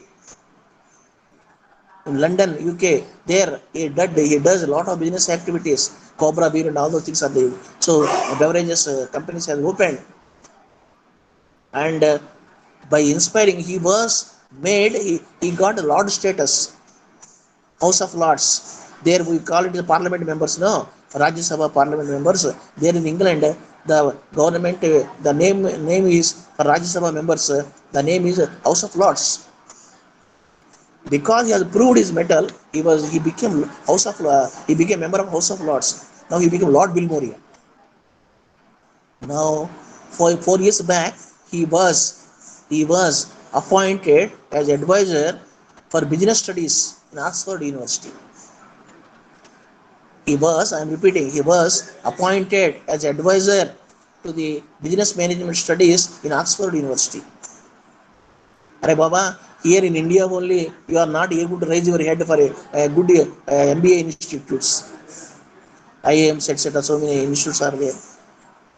Your dream is only at least in India you are not able to get say for good MBA institutes. But that gentleman has become Oxford University. Can you imagine about Oxford University, one of the top most universities in the world? There for MBA department, business studies, he has become advisor. When he has taken charge as advisor, when he is coming to India, when he was 4 years back, 5 years back, he came to India. Then our college has invited him. He came to our college 4 5 years back. We all met him. He gave a lecture in our auditorium. His experiences. He went to his room where he sat when he was student of this college. He felt very happy after having seen some of the lecturers who taught him, including Raghuveer, our principal. Felt very happy. Like, sir, I saw college, I grown up in this college because of the knowledge given by you. I could become Lord in England and I could become today what I am. He proudly claims it is the IAMC that has given that this power. So, maybe to some extent teachers' role may be there, but people are going. Why? He is totally involved. There is no end. Just don't study studies for your parents' sake and just for getting a degree. Even if you don't want, you will get degree, Baba. Don't worry about that. If you write something, they will give some marks. But how much knowledge you are getting? How much knowledge you are getting? How you are going to make use of that knowledge? How you are going to come up in the life? You must prove that you are going to become a businessman. You must be in a position to provide employment to many people. You will be in a position to provide employment provided if you are a businessman. You open industry. In that way, you start thinking. Once you start thinking on those levels, your involvement will be there. You will try to understand wherever a point is there. Whenever and wherever a particular point is there, automatically you will be involving. I will give you another interest, just one more example. I will give you, my purpose is to motivate you. My purpose is, if by taking these good examples, you try to involve and learn the subject. One of my cousin's daughter has completed chart accountancy. One of my cousin's daughter has completed CA and now she is working for a 1 lakh rupees salary in a particular company. In a company, they were somewhere. Now, she was having a brother, means my friend's son. That boy has studied in Sadar Patel College BCom, just BCom student only. But what happened in BCom, he got a lot of interest on the subject. Now, slowly he started studying his sister's books also, CA books. In those 3 years, when he was studying BCom, he started studying, say for CA books also, literature, because his sister only. She got into past intermediate final year. So by the time he completed BCom, he has studied all chart accountancy books. Apart from that, out of interest, he started reading many magazines, export and import. All those magazines are the trademark magazines. All you talk about trademarks, you talk about patents, you talk about copyrights, you talk about export business, everything. He got involved in the business activity. In the process of involvement, he studied several things. Ultimately, do you know, just a BCom student, he is having knowledge more 100 times more than me at the age of say for 20 years. Immediately he joined in he went to a company with all confidence, with just BCom qualification. But despite that, he went to a say for a very big top post, say for an interview. He has given an offer to the business people, to select, sir, you ask me whatever you want, I will tell you, according to my knowledge. You want to ask about exports, import, foreign exchange, stock exchanges, companies, this, he has given a choice which a businessman wants. They have tested him. They felt very happy. They felt very happy. Are BCom student, itna knowledge hai. How is it possible? You ask foreign exchange is telling. You ask stock exchange is telling. You ask trademarks, rules and regulations telling. Ultimately, the entire selection committee has decided to appoint him as the vice president finance. Just be calm, I'm telling you. With a 2 lakh rupee salary, he was appointed. From this example, what do you want to know? It is the knowledge that matters much. His sister, chart account, she is dying only 1 crore, 1 lakh rupees salary now. But this gentleman is not a chart accountant, not even intermediate pass in the CMA. Just with BCom. Only thing is tremendous knowledge in commerce. Please understand, gentlemen, if you want to come up in the life, it is the knowledge that is very important. I am telling you, automatically you will get BCom degree. You can't do with BCom degree what you can do without knowledge. This knowledge, how will you get it if you involve? If you involve more and more, you have to take the subject into heart. In that way, you have to involve. Okay, come back. Okay, this all this I am telling you to encourage you. Please understand it. Practical examples I am giving you If at all one or two students from this group, if you come up in the life, we are the people as the teachers, we will feel very happy, very, very happy. Next to your parents on this earth, if at all you come up in life, it is the teachers who will feel very happy, will proudly claim that you are my student without any safer reservations in the sense. So your friends may be envious of you, your relatives may be envious of you, and but wholeheartedly you will feel very happy if you come up in the life. We as a teacher, is my student, I expect my student to grow up. That's why we are giving all these advices to you, Baba. You are all in first year. Just check up and have a very good plan. And in the plan, you set up your objectives first. What you want to become after BCom.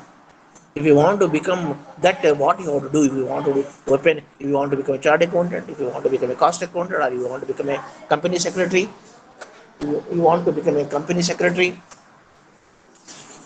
you have to decide. And ultimately in the same direction, say for you want to become businessman, if a businessman, what type of business you have to take up, you have to take a decision. And for want of achieving that object, now you have to plan. You can't become a great immediately. You are a student. There are many barriers are there. Lord Dronacharya, Lord Dronacharya taught even Duryodhana, Lord, for many people, including Karna, and many people, all Kauravas and Pandavas, they have learned, say for this thing from the, say, say for Dronacharya. But Arjuna became number one. Why? Total concentration on the learning. Same here also. Try to understand. So please take it into heart. So when I am teaching, especially maybe patent, all business activity, all this information is useful for business. If you are as a commerce student, if he doesn't know anything about patent or copyright, how can you expect science students to follow? Not possible. Okay, come back to the pointer. So this is means the trademark, and today I will give an idea about the patent and the remaining rules and regulations to the next class we shall say for see. Today I am explaining only patents, meaning. So I have forwarded the material. You just see the material, whatever material I have forwarded today. You will be understanding what is a patent. Just to go through that. Under section 2, subsection 1, M of say for patent under Patent Act 1970, patent means, try to understand. Under section 2, subsection 1 of the Patents Act 1970, patent means patent granted under this act. See, very, very simple definition, very, very simple definition the act has given. Patent means patent granted under this act. Because sort of story is there for determining the patent. We are going to study. But when you are writing about the patents, you have to write the definition. Same definition you write. Patents means patent granted under this act. That's all. That is the definition. Protection to a person. What is a patent actually meaning? Protection to a person for his invention. If at all a person has invented anything, protection shall be given to him. Yesterday also I told you. Suppose I am a scientist. I sat in the laboratory for 8 years. So I have done a lot of research every day, 15 to 20 hours research work I have done. Ultimately, I have got succeeded in my research activity. I could come out with a formula through which if a tablet is manufactured, that a tablet can cure, say for cancer. So before that formula, my 8 years hard work is there. Had I not worked for 8 years, that formula would have not come out and the tablet would have not come out. Just imagine, I'm telling you. Even today there is no cure for cancer, third stage and fourth stage. But I'm giving I'm making you not to make you understand, I'm giving this example. A scientist has worked for 8 years, came out with a formula. Now that formula is his brain invention. Earlier that formula is not there in the world. He has invented that formula. Now that invention is called patent. Now just on what is the topic we are studying? Intellectual property rights. So that the patent is his invention and it is intellectual property. And once it is a property, he will have 100% rights on his invention. Property. Try to understand. If you are having a land, if you are having a building, if you are having gold, if you want, you can sell. If you want, you can hire you can let it out, or you can earn money on the property. The same way, this patent right, like a trademark. In case of patent for the invention right, what you are having, you can earn money. How? Suppose I'm having a formula, I can enter. Just imagine that I'm a scientist. I found a formula. After having worked 8 years, it is my property. I don't have a building. I don't have land. I don't have gold. But I am having patent right on the formula which I have found after 8 years with the hard work of 8 years. Now, I can enter into a contract with a pharmaceutical company. I can give right to the pharmaceutical company to manufacture, to make use of my formula and to sell tablets. That pharmaceutical company says that, sir, we will make use of your formula for 5 years, and every year we will pay 5 crores. So every year I will be getting 5 crores, 5 crores, 5 crores. How I will get? Because I am using my intellectual property. I am the owner of my intellectual property patent right. What the company will do? Company will do, pharmaceutical company will take that formula, it will manufacture those tablets and will sell the tablets all over the world. Millions of people are suffering from cancer. People are mad after getting the tablet. Company may earn 100 crores or 300 crores. But I am getting some 10 crores or 5 crores per year. No? In that way, I am satisfied. In getting more and more profits, company is satisfied. Again, after 5 years, I can give partial license. Or your other company comes forward, sir, you give formula to us for another 5 years, we will pay every year 25 crores. Then just by sitting home, every year I will be getting 25 crores. And the other already my product has become very popular. Naturally, the other company marketing will become very easy. They manufacture the tablet and they sell in the to various parts of the world, and they get hundreds and hundreds of crores of rupees. This is the meaning of intellectual property. And with today, I am closing this particular point. And thank you very much for your patient hearing. And I request the students who are forwarding attendance to forward the attendance as usual. And we shall be completing patents on Monday. Okay? Thank you, thank you, thank you.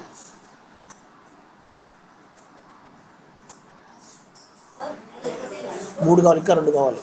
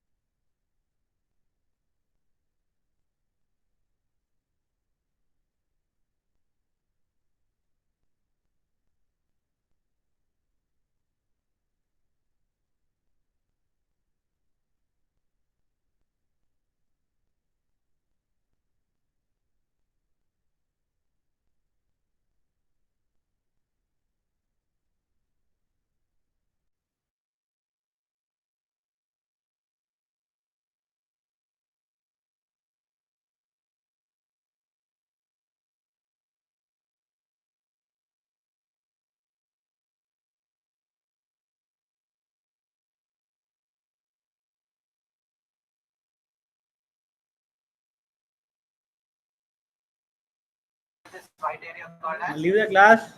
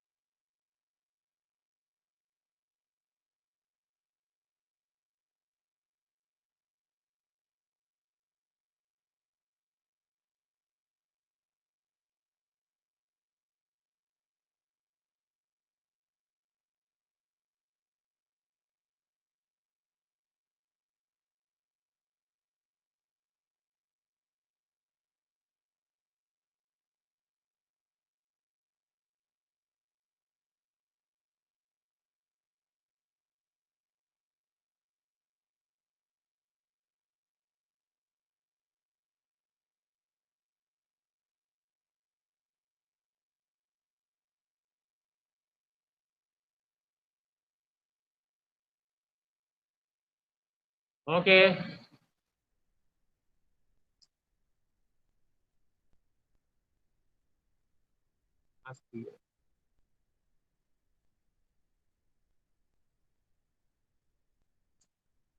Hello, good afternoon, students.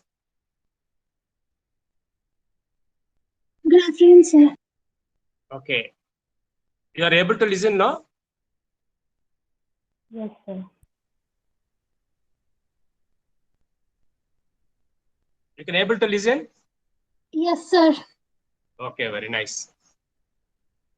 So today we want to discuss the same topic, that advancing of the loans against the various securities.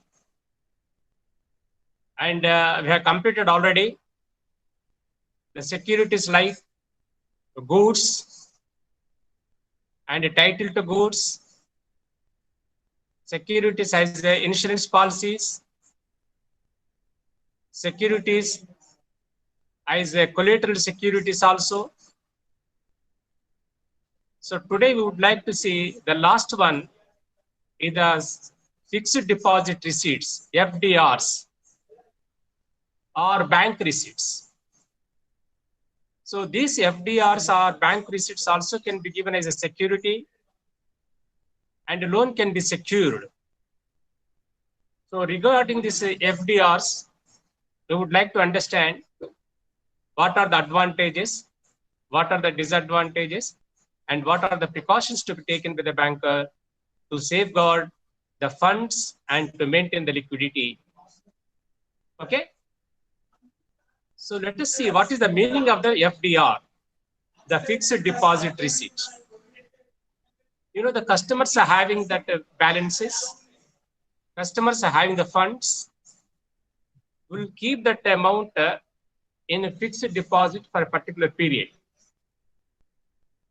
Instead of keeping in a savings bank account, they will keep it in fixed deposits because the customers are entitled to get high rate of interest. If it is in the savings account, the interest amount will be less. If it is in the fixed deposit for a particular period, and interest income will be more. So that's why the customers will prefer to keep the funds in the fixed deposit receipts for a particular period. Okay. So we have seen the purpose of depositing for a particular period by the customer, and what will be the nature of this FD? In short form FD, or in full it can be called FD or fixed deposit receipts. The nature of the FDR is such that amount can be realized after the maturity of that period. Customer can able to get the money after expiry of that period for which the deposit is made. But it is 6 months, the funds will be there in a fixed deposit for 6 months. After 6 months, he can able to get it. If it is for 1 year or for more than 1 year, also the deposit should be there for that particular period. After expiry of that only, the customer will get back the amount along with the interest income. So this is the nature. As and when the customer requires, he may not get the amount. This facility is there in the SB account. He can withdraw at any time, but in FD is not like that. He has to wait till the maturity of that period, and then only he can get it. So that is the nature of the FDR. Okay. Let us see here why the customer would like to take a loan against the FDR. The purpose of taking a loan against the FDR is, one thing is that the funds can be available only after the maturity of the period. Okay, he cannot wait till that time. He may need immediate. So therefore, he may prefer to take the loan against that FDR. But second thing is, if he cancel that fixed deposit, if he cancel that fixed deposit, he may forego a part of the interest income. He may forego a part of the interest income. Therefore, is not willing to forego that interest income on prematured fixed deposits. So these are the two reasons why the customer would like to take a loan against the FDR. Okay. So this will be the purpose of taking the loan by the customer. And when this customer takes a loan against the FDR, the same customer will be a depositor. Okay. His status is a depositor of the fixed deposit, as well as the borrower also.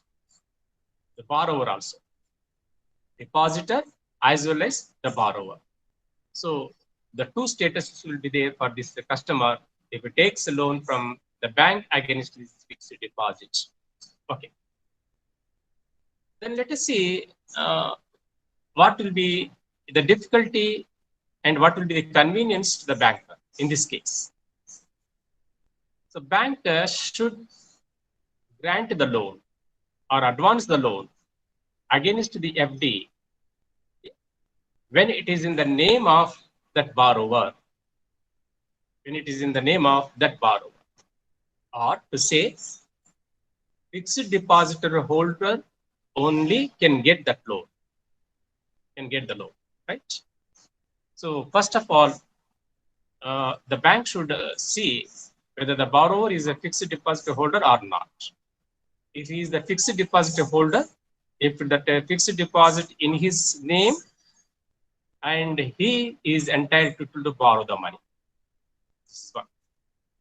Okay. Sometimes the fixed deposits will be made in the name of two persons or more than two persons also. 2 persons and 3 persons whose names can be mentioned in the fixed deposit. So in such a case, if any one of them wants to take a loan, if anyone, not all, if any one of them wants to take a loan, then the banker should ask all other FD holders, to sign the document, entitling the banker to use this FD against the loan of that person. So this is also to be taken, extra care should be taken, that the banker should ask all other fellow fixed deposit holders to sign that agreement or to sign that and enable that banker to appropriate this fixed deposit against the loan taken by that fixed deposit holder. Okay, so this care should be taken in case of the FD if it is held in the name of 2 or 3 persons itself.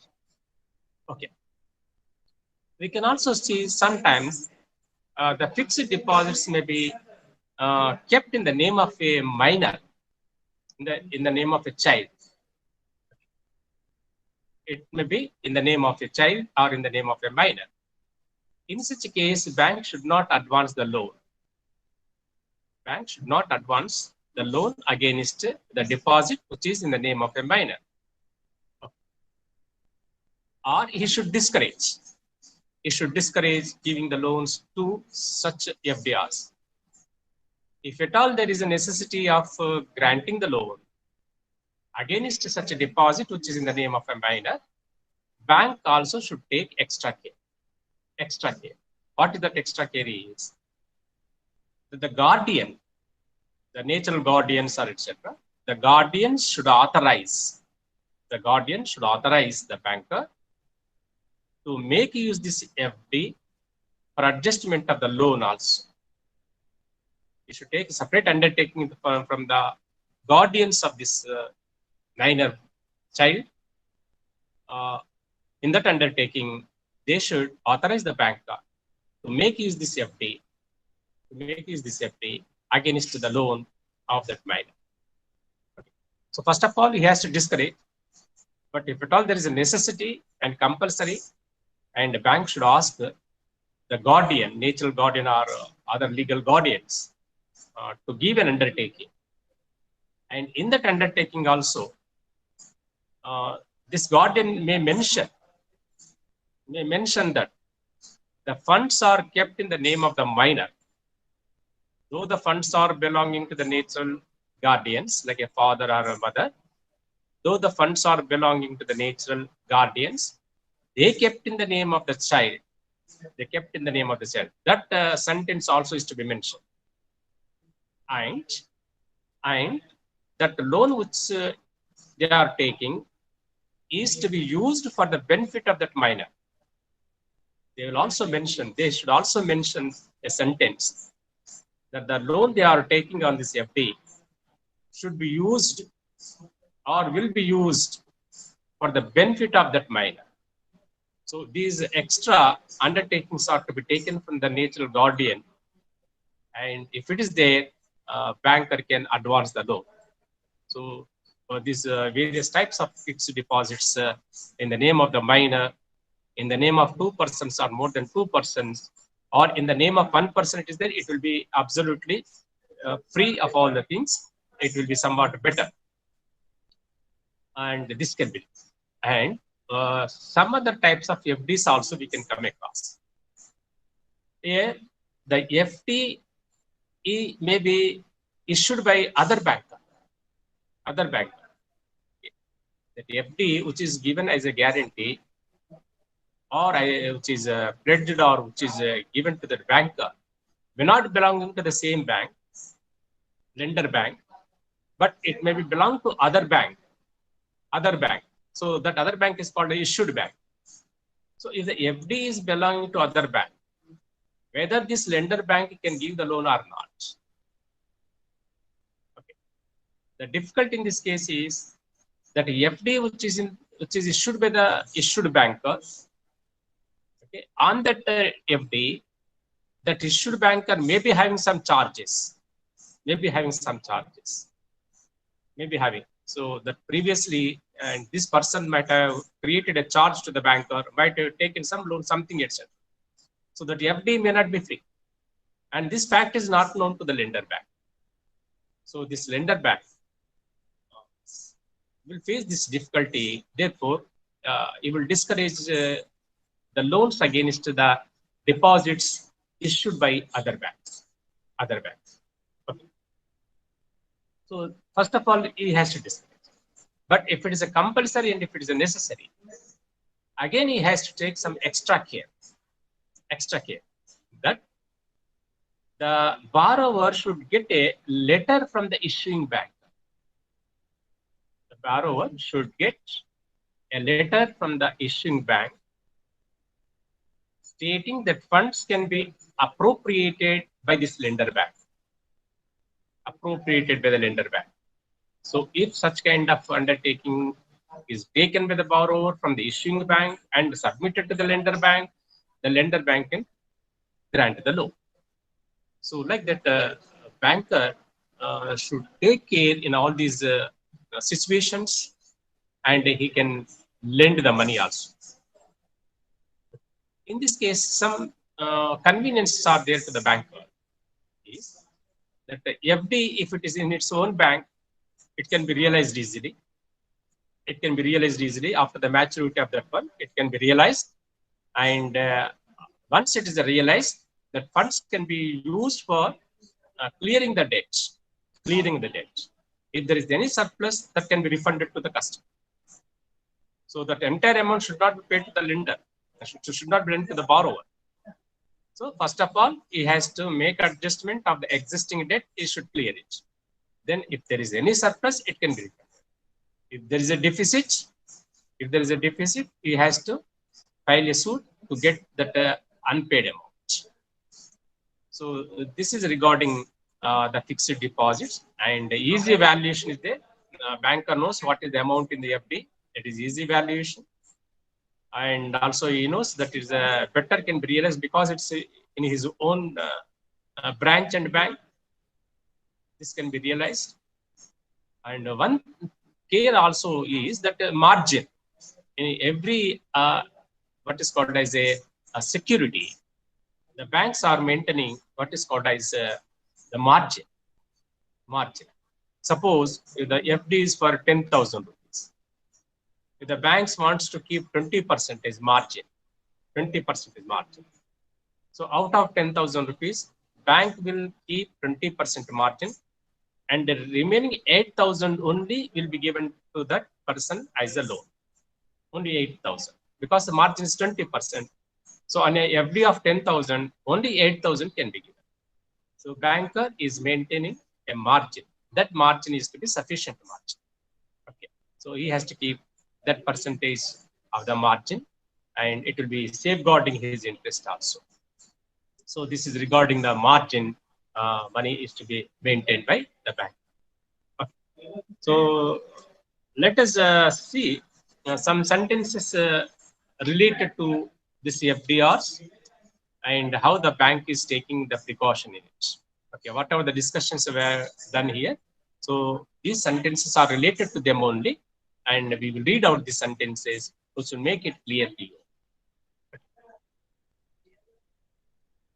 So fixed depositor can borrow against the fixed deposits. They can borrow because the FD is there. Yeah. He will be both depositor and borrower. The person who deposited money is acting as a depositor as well as borrowing the money. Therefore, he is also borrower. And as I stated, the margin money, the bank will maintain some margin. Some margin means sufficient margin. That is depending upon the nature of the security. In case of that immovable property or real estate, margin money will be more. Maybe 35%, 40%, sometimes maybe more than 40% also. They keep 40% of the margin and give their less amount. So margin is more in immovable properties. In case of these assets, like these tangible assets, etc., the margin money will be less because it can be realizable easily.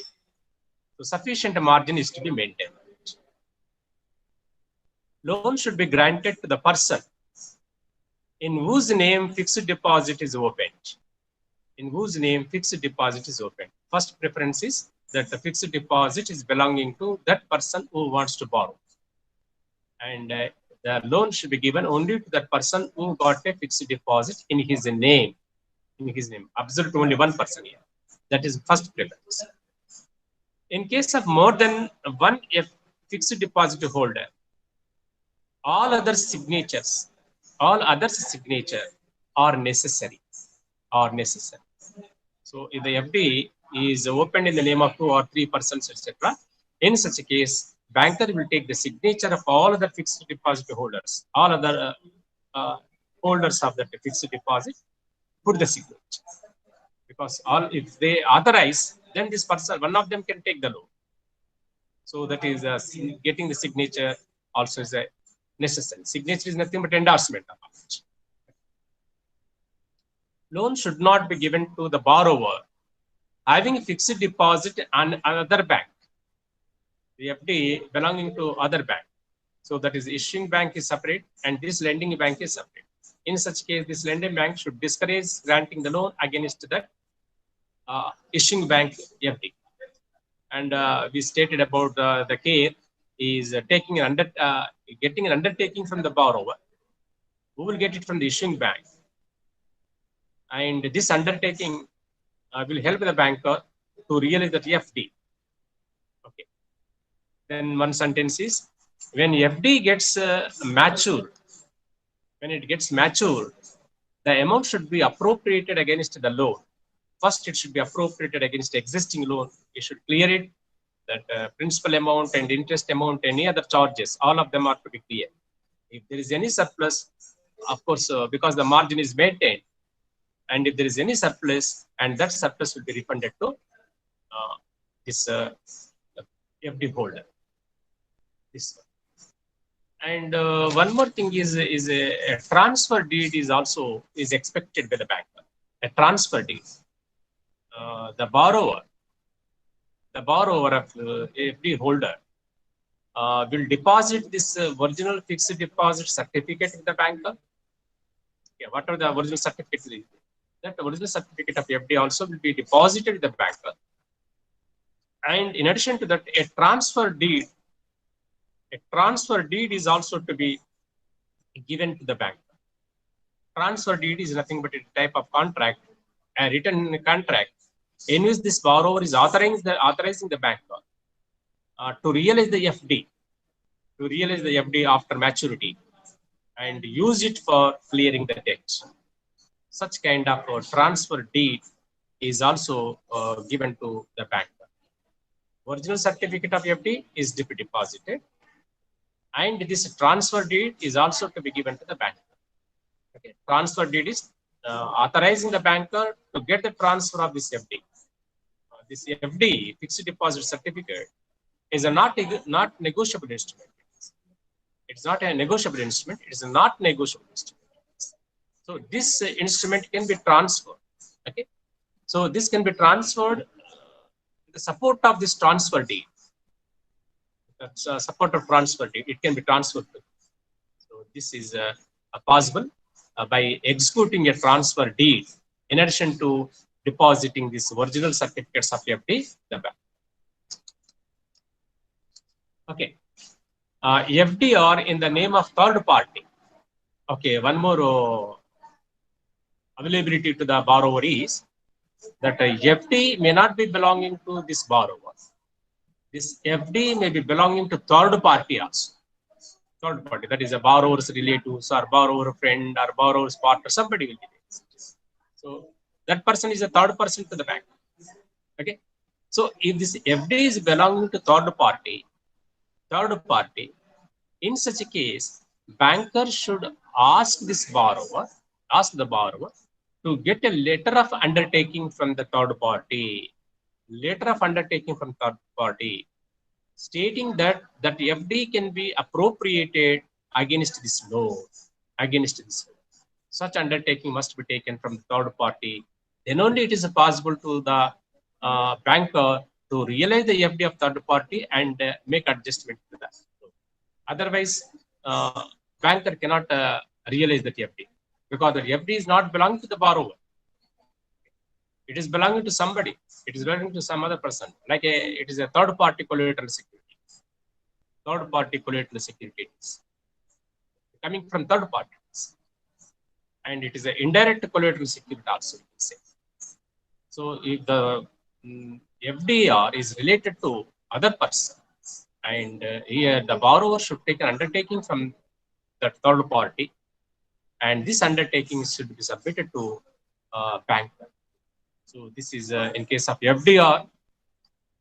If it is in the name of the third party, FDR is to be duly discharged and obtain a letter against the receipt.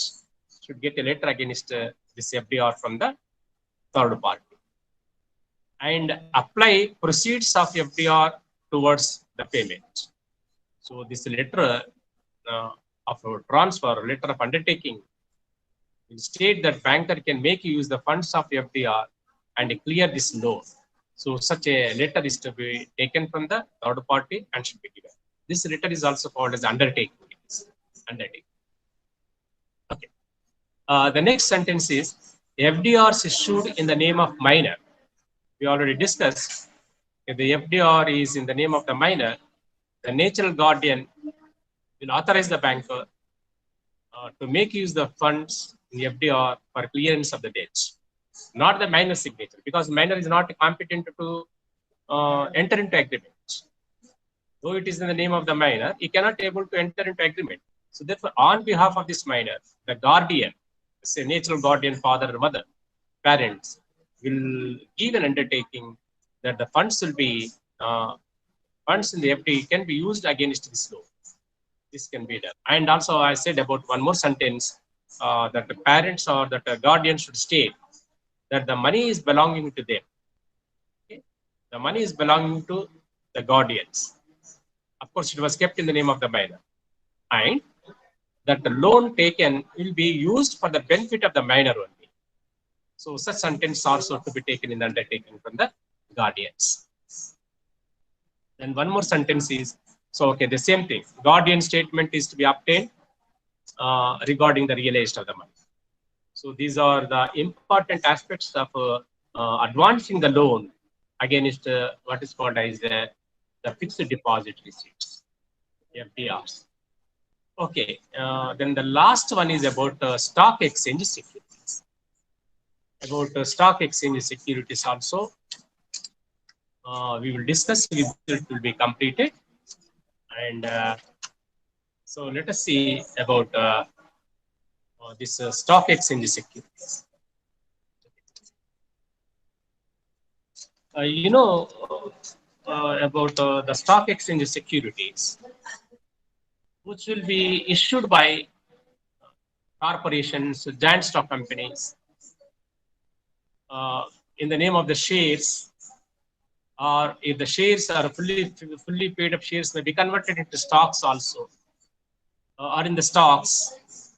The shares and the stocks issued by the giant stock companies, etc., will be traded in the stock exchange because it is a money market and second-hand securities will be bought and sold in it. So a person who is holding the securities of the companies, etc., and these securities can be given as a these securities, all means these stocks or shares, etc., can be given as a security to the banker, and a loan can be obtained. Loan can be obtained. So that's why we call it as advancing of the loans against stock exchange securities. That means the shares and the debentures or whatever they are. Okay. So this is the concept of lending the loan against these stock exchange securities. Stock exchange is an exchange in which the second-hand securities. It doesn't say the second-hand securities that already issued the shares and the stocks by the companies. They will be bought and sold. They will be bought and sold in stock exchanges at a quoted prices. Prices may be fluctuating. Sometimes maybe more price, sometimes less price, etc. Whatever the quoted prices are there, at those prices, the shares will be sold and our shares will be bought in stock exchanges. And the brokers, they are called as brokers, will assist these persons in buying and selling also. So you know about many types of stock exchanges where the stocks are bought and sold. Okay. And we know one stock that is issued by giant stock companies, but there are also other stocks or shares issued by what is called as a government also. So they are called as a government promissory notes. Government promissory notes. Either it may be state government or it may be central government. Issue the promissory notes to pay that amount after a particular time, after a particular period of time, so that central and state governments should be promising to pay the money. So they are called as government promissory notes. In addition to this, we can also find out some bonds issued by the government agencies.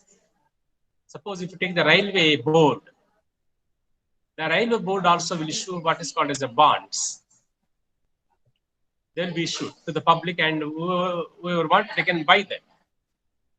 They are also government bonds because it is a government agent or agency. So that also comes under the government bonds. Or port trust bonds. Port trust bonds also. The port trust may raise the capital by issuing the bonds to the public.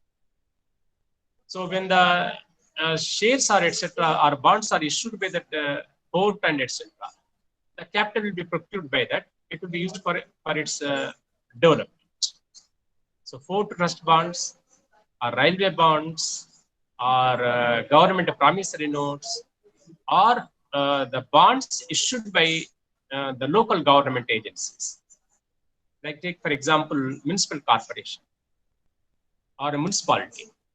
They may also issue the bonds to the public.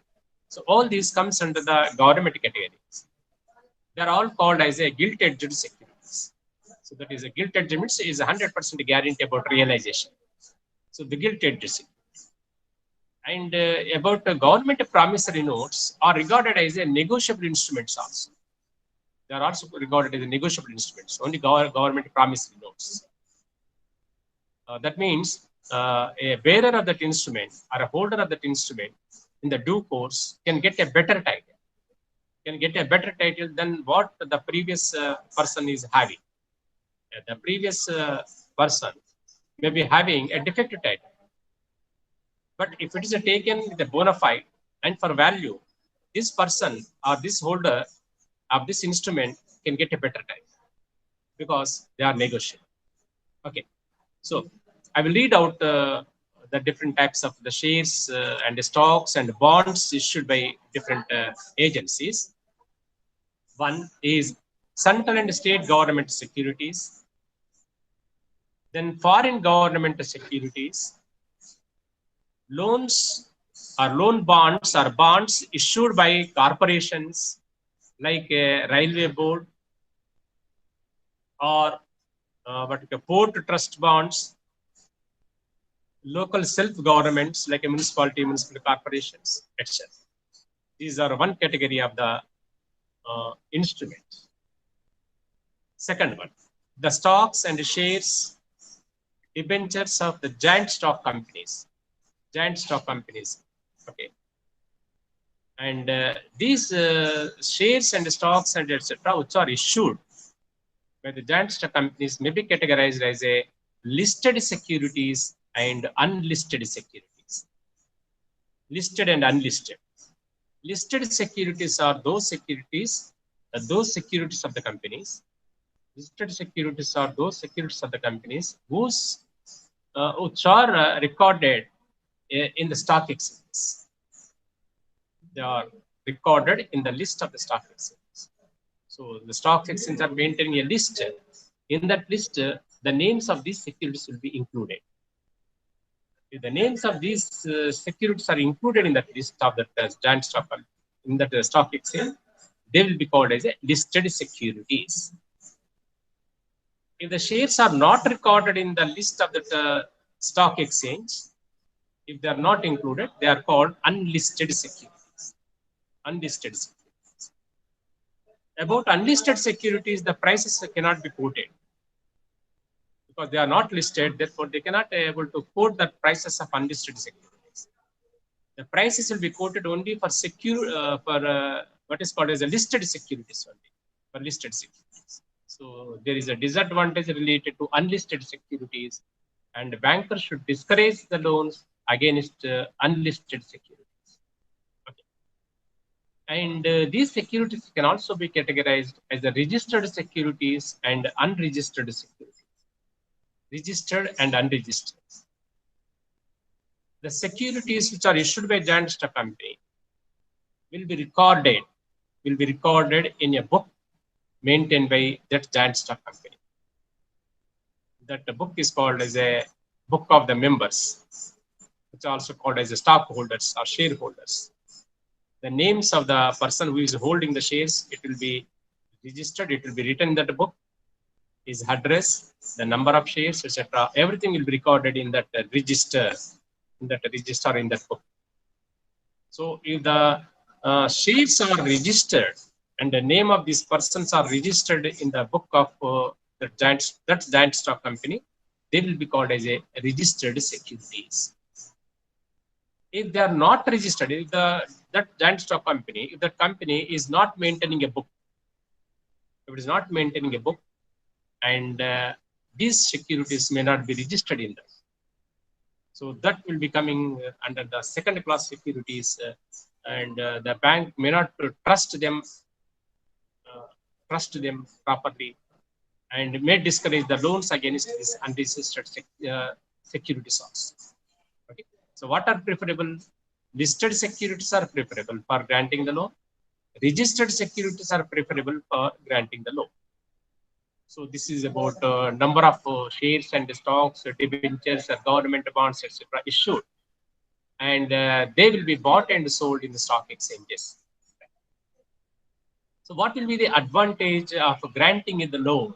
The relative advantage of granting the loan against these securities, which we stated already, they are called as a financial assets, right? In these securities, what are the advantages?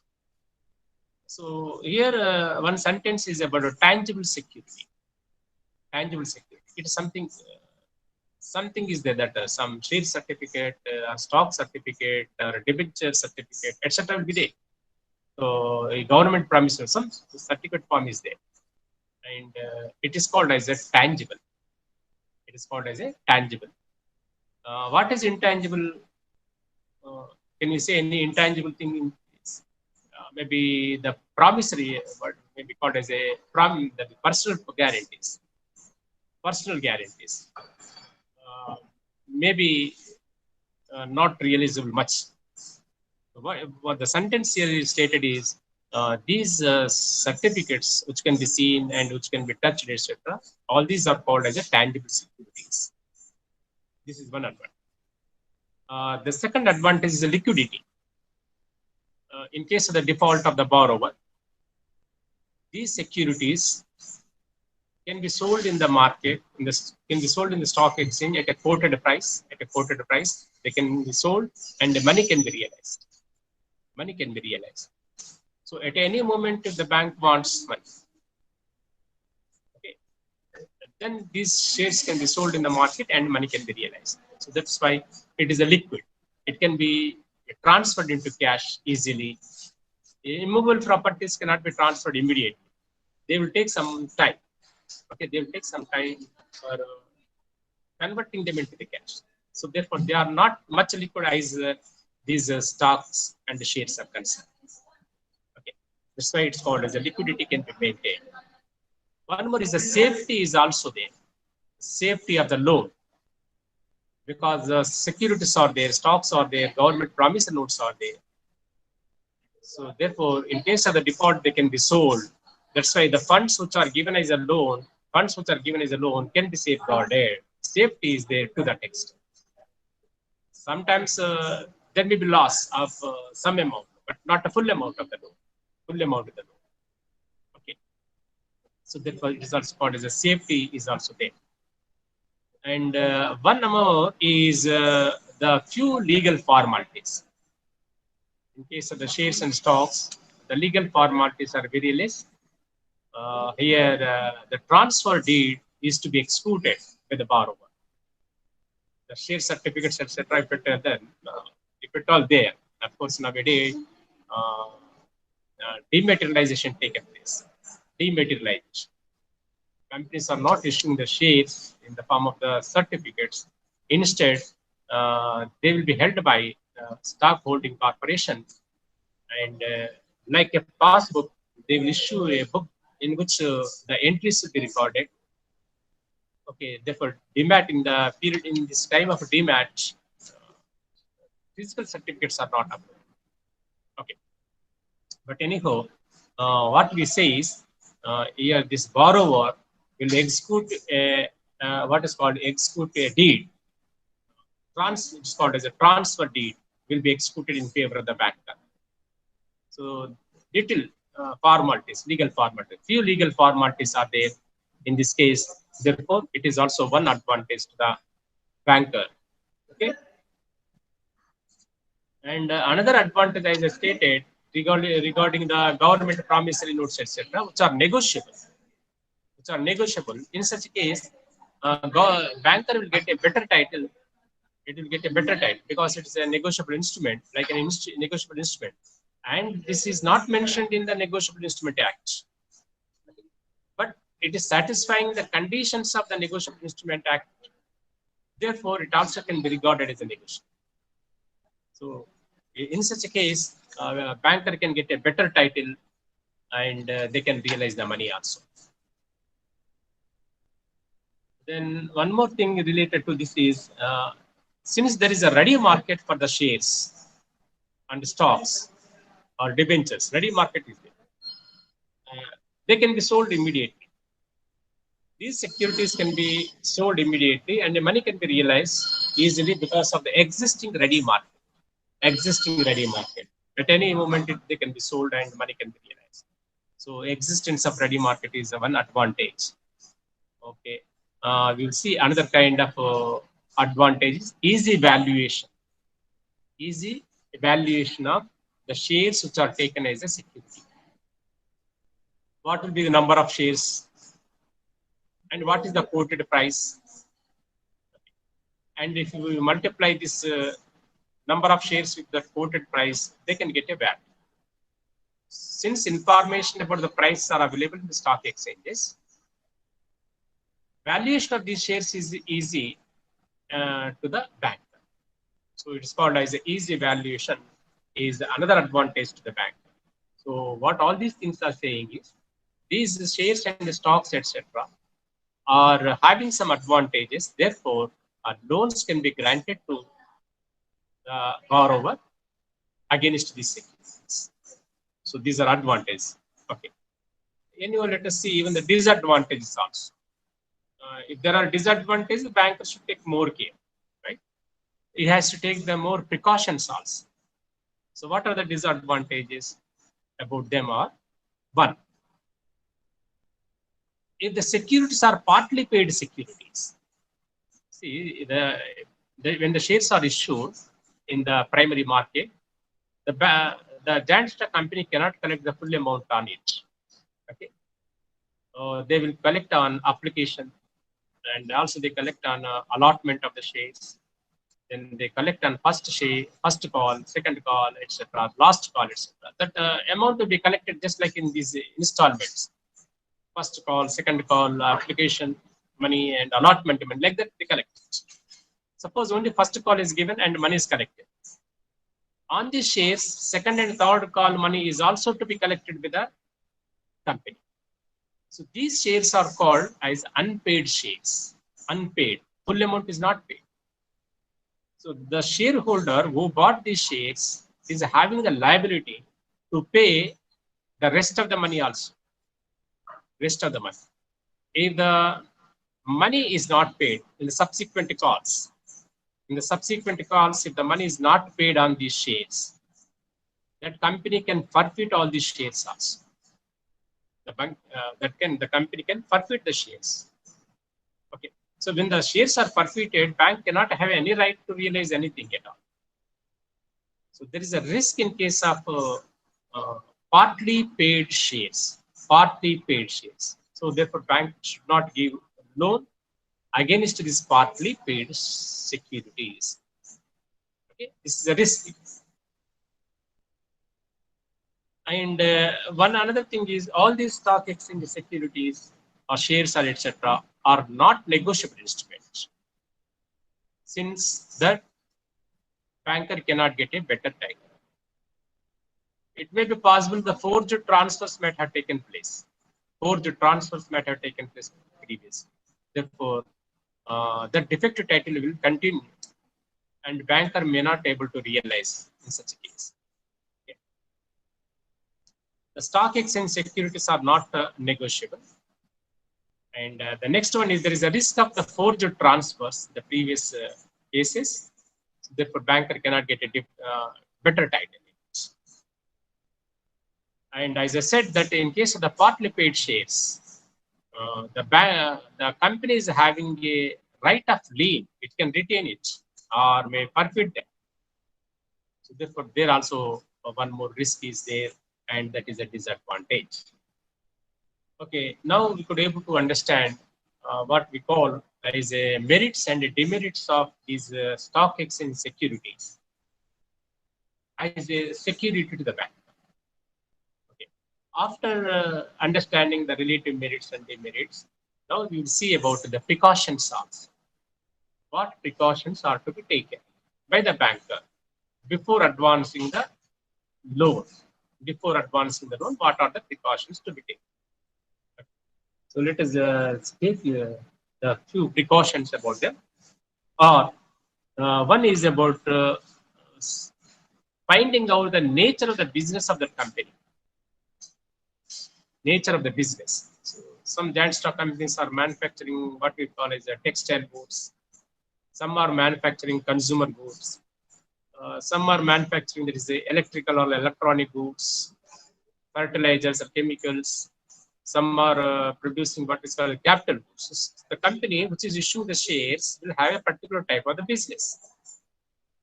Whether textile goods or electronic goods or electrical goods or automobile, whatever they are producing, the companies belong to that type of business.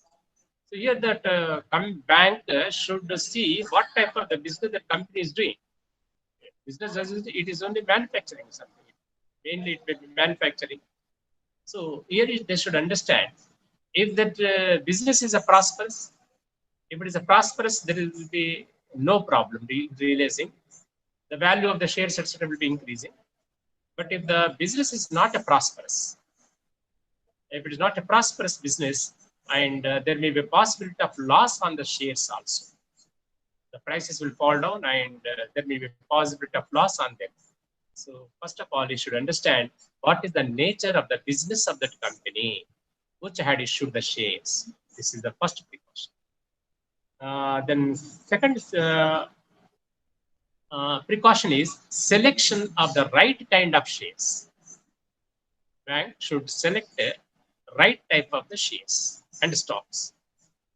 So if you go through, we can find out A type companies, B type companies, C type companies, depending upon their performance, depending upon the prospectus about the payment of the dividends in the past periods, etc. Depending on all these parameters, they are listed as A securities, A type securities, or B type securities, etc. So your bank should prefer only the best securities or good securities, which comes in the A list. Okay, that is the better securities of the best companies. So normally we can say Reliance company, Tata company, etc. We just simply can mention that. Like that, the banker should select the shares of the best companies for which the advances are given.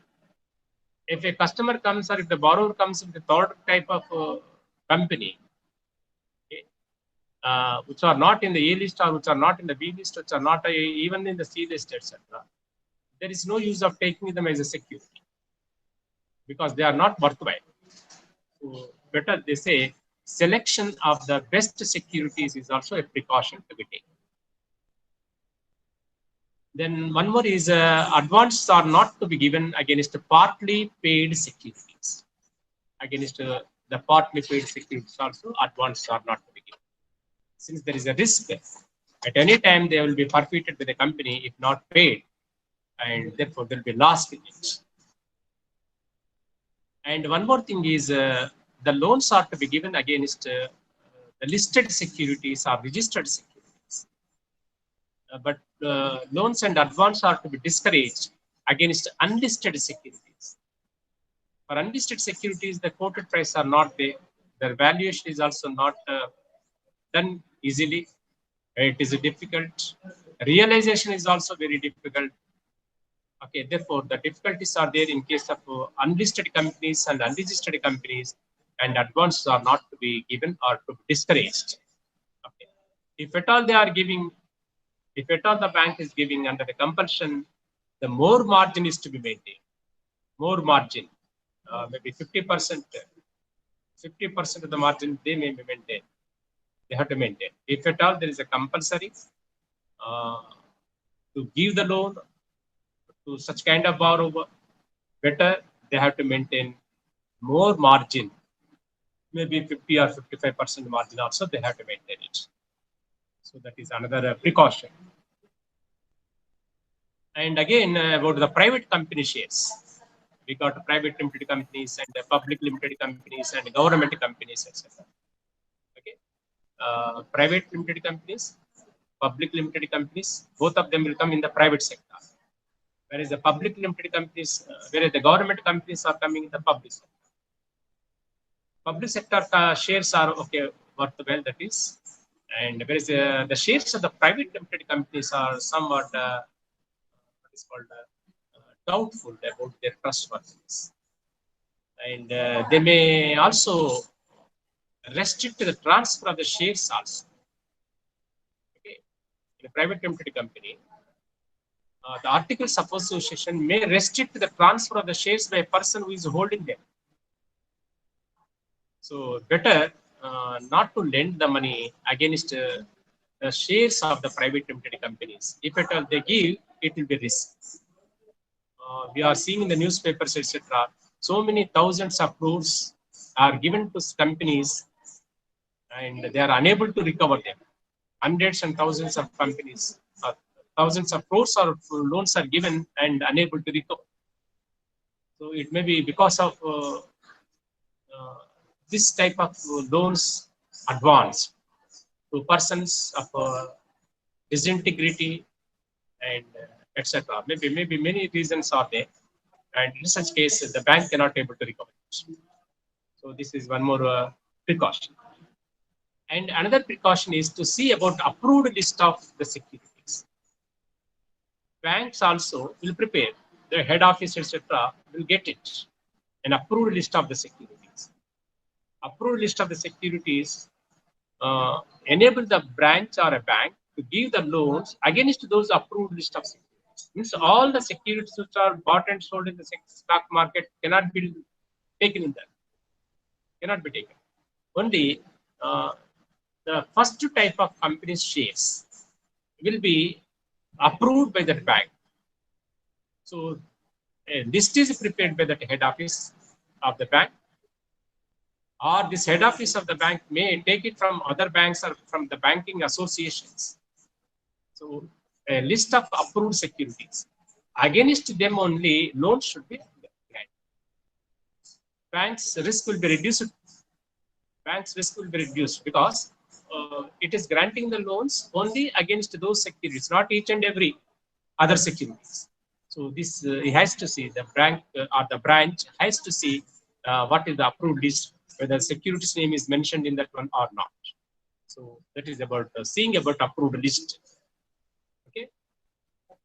Then again is creating a charge also on the securities. The charge, that is a transfer deed, is to be given, or it may be registered with the company, joint stock companies also. It can be registered. So that is, if it is registered, the name of the borrower will be transferred to the bank. The name will be transferred to the bank in the book of the joint stock. That is called as a register. If it is a registered, it's called as a legal one, legal mortgage. And in such a case, the name of the borrower will be changed to the name of the banker. That is in the name of, in the book of that company, joint stock. Okay, so that is better. It's called as a legal and a legal mortgage. That is better. Another one is there is a equitable mortgage. In case of equitable mortgage, the banker just only will get a deposit of these share certificates. Maybe having some letter of undertaking also may be there, but they are not changed in the book of the company. They are not changed. They are not registered in the company's book. So it is also possible, which is called as equitable mortgage. First one is a legal mortgage.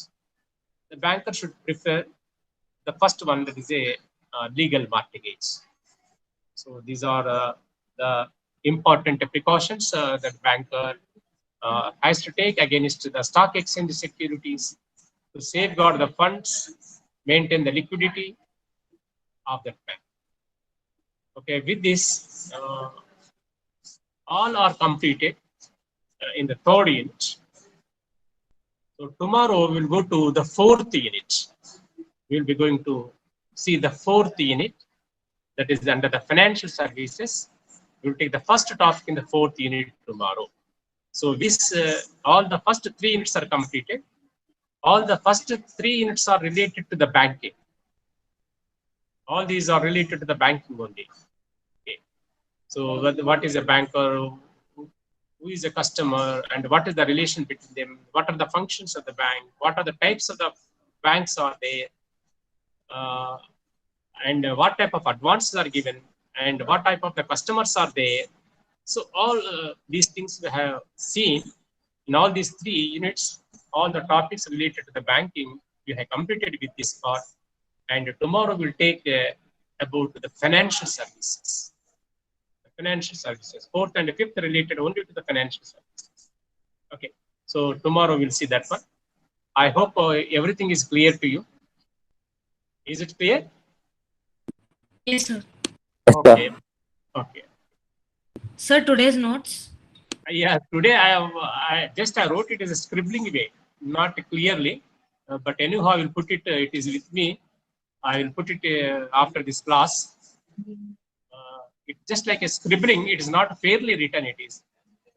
But definitely you will understand even this scribbling matter also. Just in point wise I have written, and they will help you also to understand. I will put this one also. Okay, after this I'll do it. Okay, wish you all the best. Tomorrow I will see, and we'll go to the next one, that is the financial services. So they are also very interesting. Those topics are also very interesting because they are latest related to the finance and services. Okay, so we'll see in the next class. Right. Thank you, Thank sir. you, sir.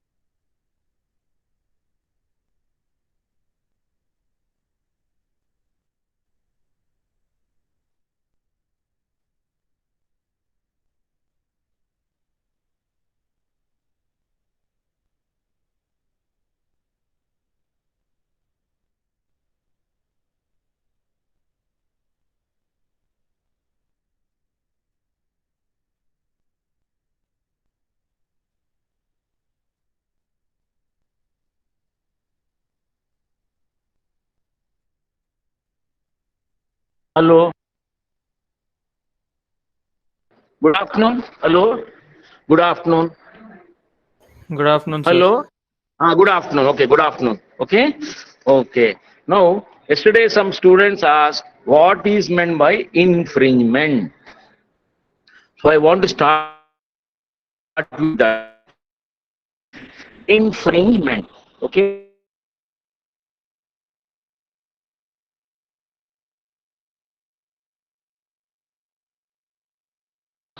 Illegally copying the rights of others.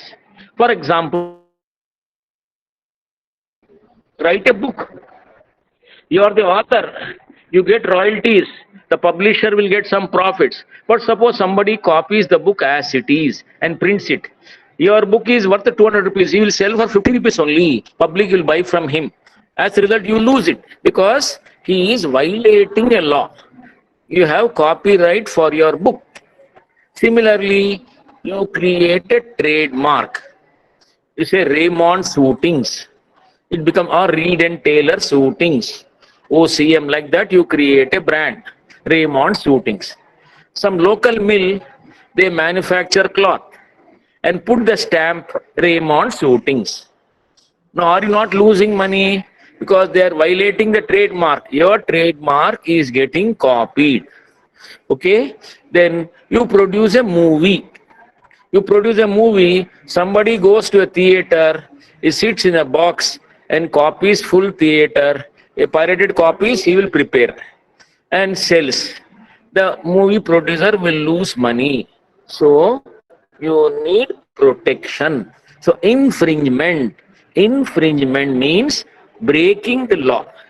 Infringement means doing any act which will hurt the holder of a copyright or trademark or patent. Infringement means illegally copying the rights of others without their permission. So an infringement is a violation, a breach, or an unauthorized act. It amounts to breaking the law. For example, unauthorized use of a copyright or trademark or patent. So infringement means violating law. You are depriving somebody of his right. When you create a work of art, you have a copyright. You create music. Okay, you record that song.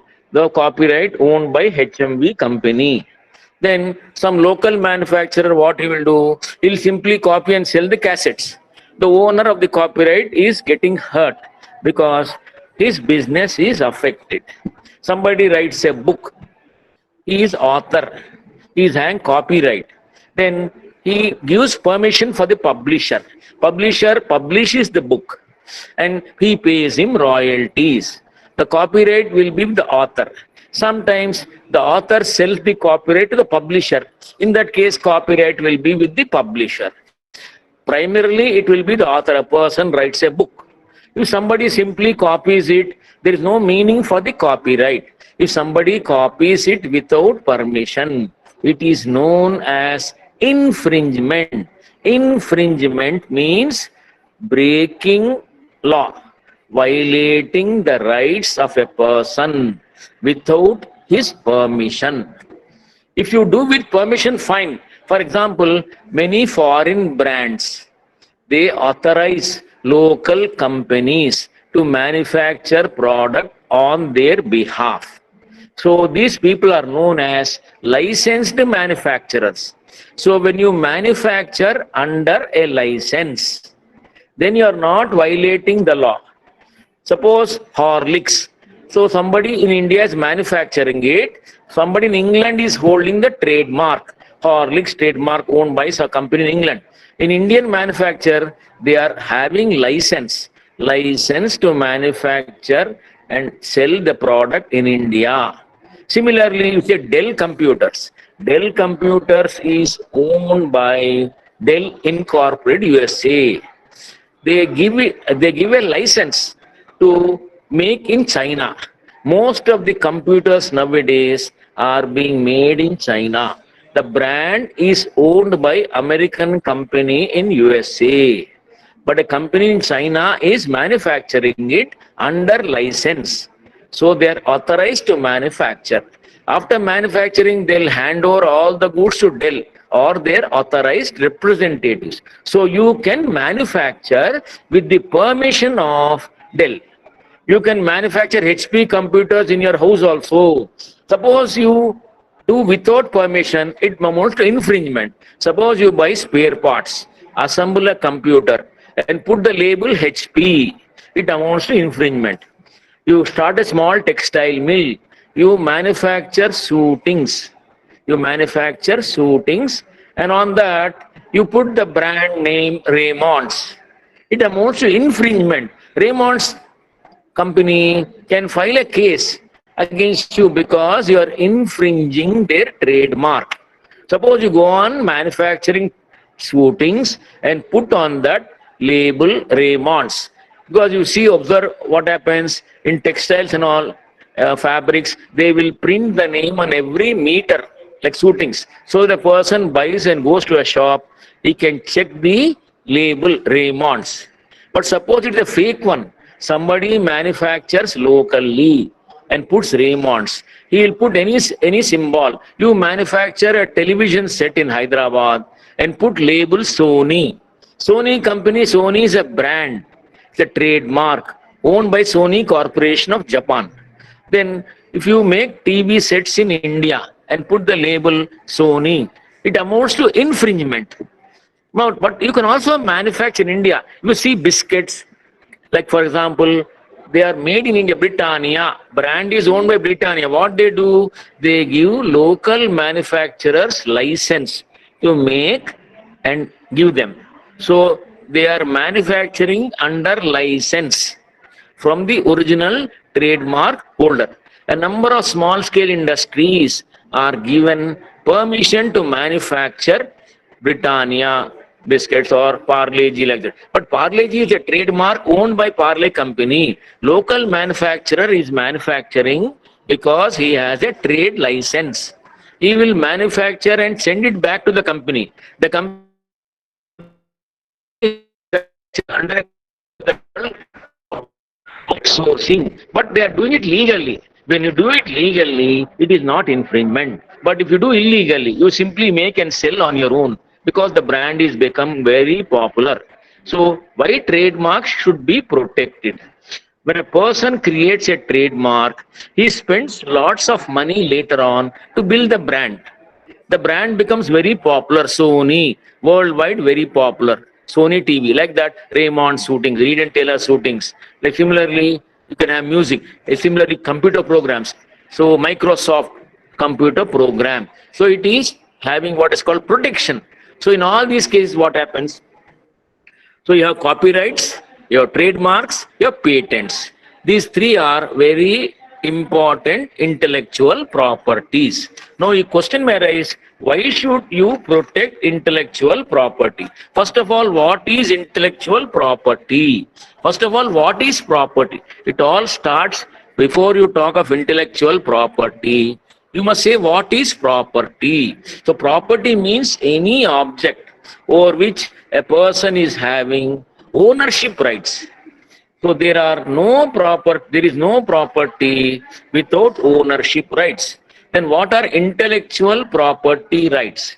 Intellectual property rights means all rights resulting from intellectual activities of human beings.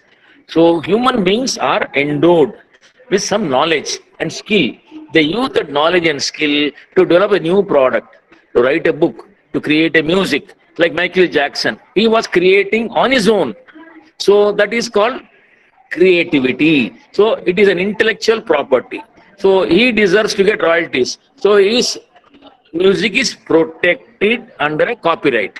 Now, previously, world trade was simple, but now it has become very complex. Many countries are involved. That's why all countries which are members of World Trade Organization, they have to sign an agreement called TRIPS agreement. TRIPS. TRIPS agreement. What is TRIPS agreement? Trade, related aspects of intellectual property rights, TRIPS. So this under this agreement, a country will honor. It says we will protect not only copyrights within India, we will protect copyrights of manufacturers throughout the world. Now, because of foreign trade, what happens? Companies, we don't know where it is manufactured. So we need country of origin. So people from any country, they can manufacture and sell duplicate products. Original manufacturer will suffer. So under the TRIPS agreement, every country who is a member of World Trade Organization is bound to protect intellectual properties throughout the world. Suppose because India population is high, some country in Africa, some African manufacturer, he may copy an American product, export it to India. But Indian customs persons must be very careful. So the manufacturer in USA can immediately send a notice to customs officials to prevent them from entering India. India customs have to honor it. And because the country itself has signed the TRIPS agreement, TRIPS, TRIPS agreement, trade related aspects of intellectual property rights, called TRIPS, which is a member of the World Trade Organization, has also signed TRIPS agreement. It protects the intellectual properties not only of Indians but all countries. So India is under obligation. So if anybody files a case, so they can file minimum is district court, but usually they'll file in High Court. So High Court, Bombay, Delhi, Madras, like that, they file a case. If there's any violation of a trademark or copyright or patent, then there are many kinds of intellectual properties, but four are very popular. One is trademark, two copyright, three patents. Apart from this, you also have trade secrets. But in our syllabus, we have only three. We have law relating to Copyrights Act, then Trademarks Act, then Patents Act. These three only you must study. So you also have trade secrets and all, only for short note exactly what is trade secret. You also have what is called geographical indicator, only some small concepts. But for detailed study, only these three acts. That is trademarks, patents, copyrights. Okay. So these are known as intellectual properties. Okay. So what is the main object of...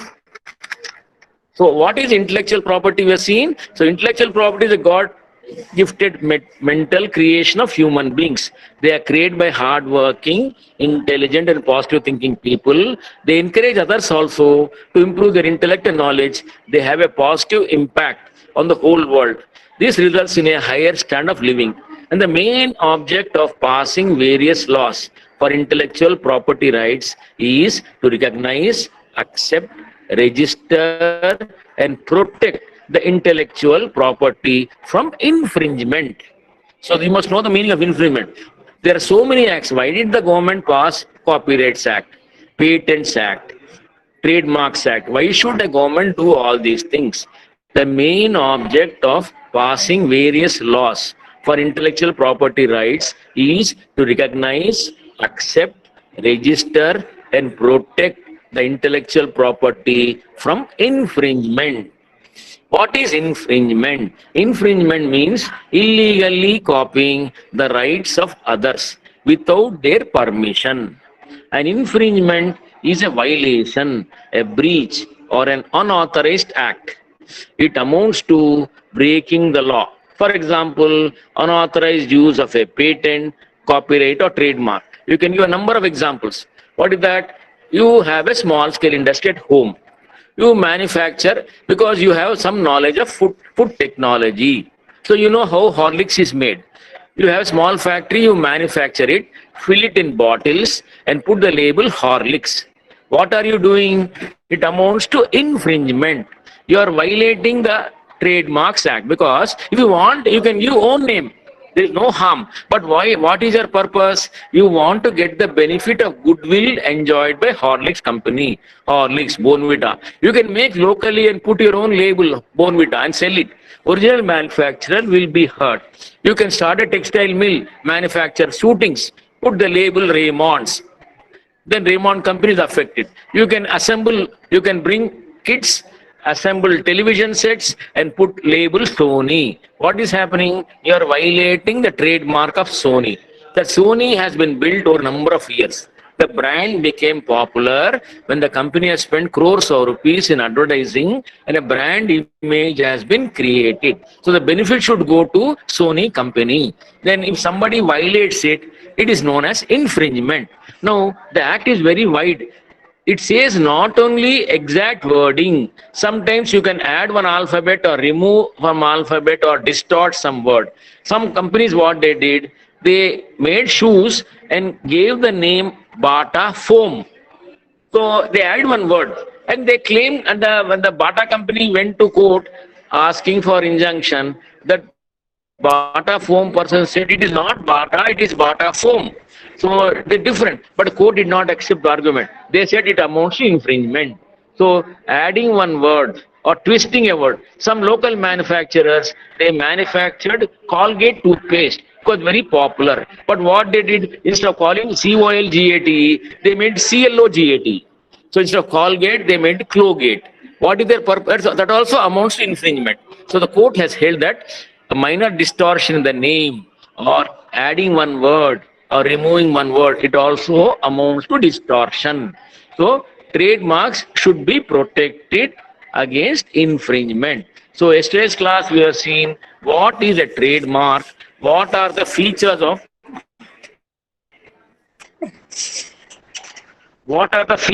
trademark. So you all must understand only 3 questions only in this unit. One advantage from exam point of view. One advantage from exam point of view is you just study 3 or 4 questions, it covers. In first unit, very good subject. From subject angle, first unit is very useful. But from exam point of view, in third unit, you study just 2 or 3 questions, it covers the unit. What is that? First, you must know what is trademark. What is the procedure for registration of trademark? Then infringement and what are the remedies for infringement of trademark. Okay. So today again we'll take that. What is trademark? So next class again I'll give notes for you all, but you listen what is trademark. So according to Trademarks Act 1999, trademark means a mark capable of being represented graphically and which is capable of distinguishing the goods or services of one person from those of others, and may include shape of goods, their packaging, and a combination of colors. See the main points here. It means a mark capable of being represented graphically and which is capable of distinguishing the goods of or services of one person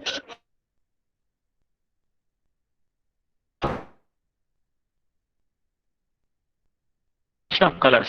So that is also trademark. So you can create like pack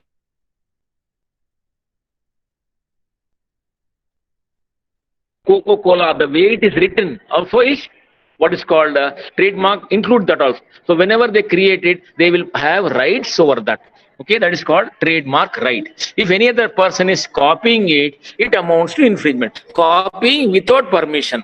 Sometimes they copy. How they copy? If they are having license. Suppose an American person is having trademark. You want to manufacture it in India. You're an entrepreneur. What you can do, you can approach him and say, I will make your product in India. Give me license. So you get a license from him. So you are a licensed user. You are using the trademark under license. That is called assignment. He will transfer. I'll repeat. See, I start fresh. Again, I will take copyrights in detail. I'll give examples also. That day I did not give example. That's why I started fresh. What is intellectual property? What are different kinds of intellectual properties? Then you must, that is elementary aspect. Then you must study. Okay. So what is intellectual property? Then what are the different kinds of intellectual properties? So I'll definitely repeat copyrights. Okay. Then so trademarks, we have seen what is a trademark, definition of trademark. Then if you analyze this definition, you get some features of a trademark. So trademark definition is what it means, a mark capable of being represented graphically and which is capable of distinguishing the goods or services of one person from those of others. It may include shape of goods, their packaging, and a combination of colors. Okay, then if you analyze this definition, there are some features of a trademark. What are they? One, it must be capable of being represented graphically. Then it must be capable of distinguishing the goods or services of one person from those of others. It may include shape of goods, packaging of goods, or combination of colors. Okay, that is meaning of trademark. Then what is the procedure for registration of a trademark? A person who intends to register a trademark, who has created trademark all these days, but it was not registered. See, registration of trademark is not compulsory. Registration of trademark is not compulsory, but unless you register, you will not have protection. So you create a brand, you're not so commercially interested, you can use some name. It is not always necessary to register trademark unless you want to get benefit and protection. So registration of trademark is not compulsory, but it's advisable to register, because once you become popular, if you don't register a trademark, anybody can if you don't register a trademark, protection. So a person who intends to register a trademark should first make an application to the registrar of trademarks. Okay, the registrar of trademarks, the first application will be search for existence. The first application, not for registration. The first application to be made to registrar of trademarks is known as application for search for existence. What is search for existence? So this application say asks the registrar to find out if such a trademark is already there in any part of the country. It may be popular in Assam, Nagaland, or Kashmir. It may be popular in Punjab. In Telangana, we don't know about it. Today you create a trademark for some product. You create a trademark, you want to sell your goods under that name. You are not limited only Telangana, entire country you must see. So entire country, what happens in this case? The registrar will inquire the registrars of other states. So you create one trademark and give to him. And you say search for existence. The first step is application for search for existence. So you're asking to find out if such trademark is already existing in any other part of the country. So the registrar will make a search by informing the registrars of all other states, and they will respond. There is no such trademark, or they may point out already such a trademark is registered, or almost same, it is registered. Then in that case, the registrar will say, sorry, we cannot accept this trademark. But suppose the search results in a report that there is no such trademark in any part of the country, the registrar will give permission to use the trademark. But this permission can be absolute or conditional. Absolute means it is permanent, but usually he'll give conditional registration. He says after registration, you should make advertisement in newspapers. In newspapers, you must put advertisement asking for objections from public, because public may object. Some company might, by oversight, registrar might have seen, but company may object. Some company already having a similar trademark, almost similar. Therefore, the registrar does not want to take risk, so he'll ask you to advertise in newspapers regarding the trademark. Okay, so advertisement newspaper. Then our public have a right to raise objections. So if any person raises an objection, that objection must be informed. To registrar will inform it to the what is called the trademark applicant. Then the registrar may ask you to make corrections. The registrar will say, because so and so person is objecting on so and so point, if you want, you can make corrections and resubmit the trademark. Once that is finalized, the registrar will issue a certificate of registration. Once it does not resemble with any other company, with any mark, and there is no objection, then the registrar will issue a certificate of registration. Okay? The certificate of registration is valid for a period of 10 years. After 10 years, the holder can apply for renewal of the trademark. So there is a procedure for registration, just 4 steps. 1, search for existence. to the registrar. May after you apply for, he may have powers to make amendments. He can ask you to make changes. Then similarly, he can also ask you to put advertisement. Then you put an advertisement in newspaper. Then you wait for objections from public. If there are no objections, no problem. If there are objections, you have to address the objections. Then once everything is finalized, registrar will issue a certificate of registration. The what is called the trademark is valid for a period of 10 years. After 10 years, you must apply for renewal of trademark. That is simple process. Then what is infringement? Infringement of trademark means where a person violates a trademark without the permission of the owner of a trademark. It is known as infringement. You can give examples. For example, a person manufactures a food product and puts a label Horlicks, or he manufactures a product, packs it in a box and writes Bonvita, or a textile mill makes a fabric suiting, on that it prints Raymond suitings. All this amount to infringement. Then what are, because you are doing it without the permission of the owner. That's very important. You are doing it without the permission of the owner. So it amounts to infringement. If you manufacture it under license, no problem. So most of the drugs and all medicines in India are manufactured under license. So they take a license to make it in India and sell it in India. So they are licensed manufacturers. They are permitted to use the trademark in India. For example, there are so many companies in India, bottlers of Coca-Cola. So how they are doing it? They are taking permission from Coca-Cola, making it in India and selling in India. So licensed manufacturers, they are licensed to use the trademark. Just trademark, it is worth crores of rupees, because they earn, Coca-Cola earn thousands of crores of profit throughout the world. So anybody can fill up some powder, you can take some powder, mix in water, fill in a bottle and sell. It amounts to infringement. But if you are a licensed manufacturer, it won't amount to infringement. So what is infringement? Where any person violates a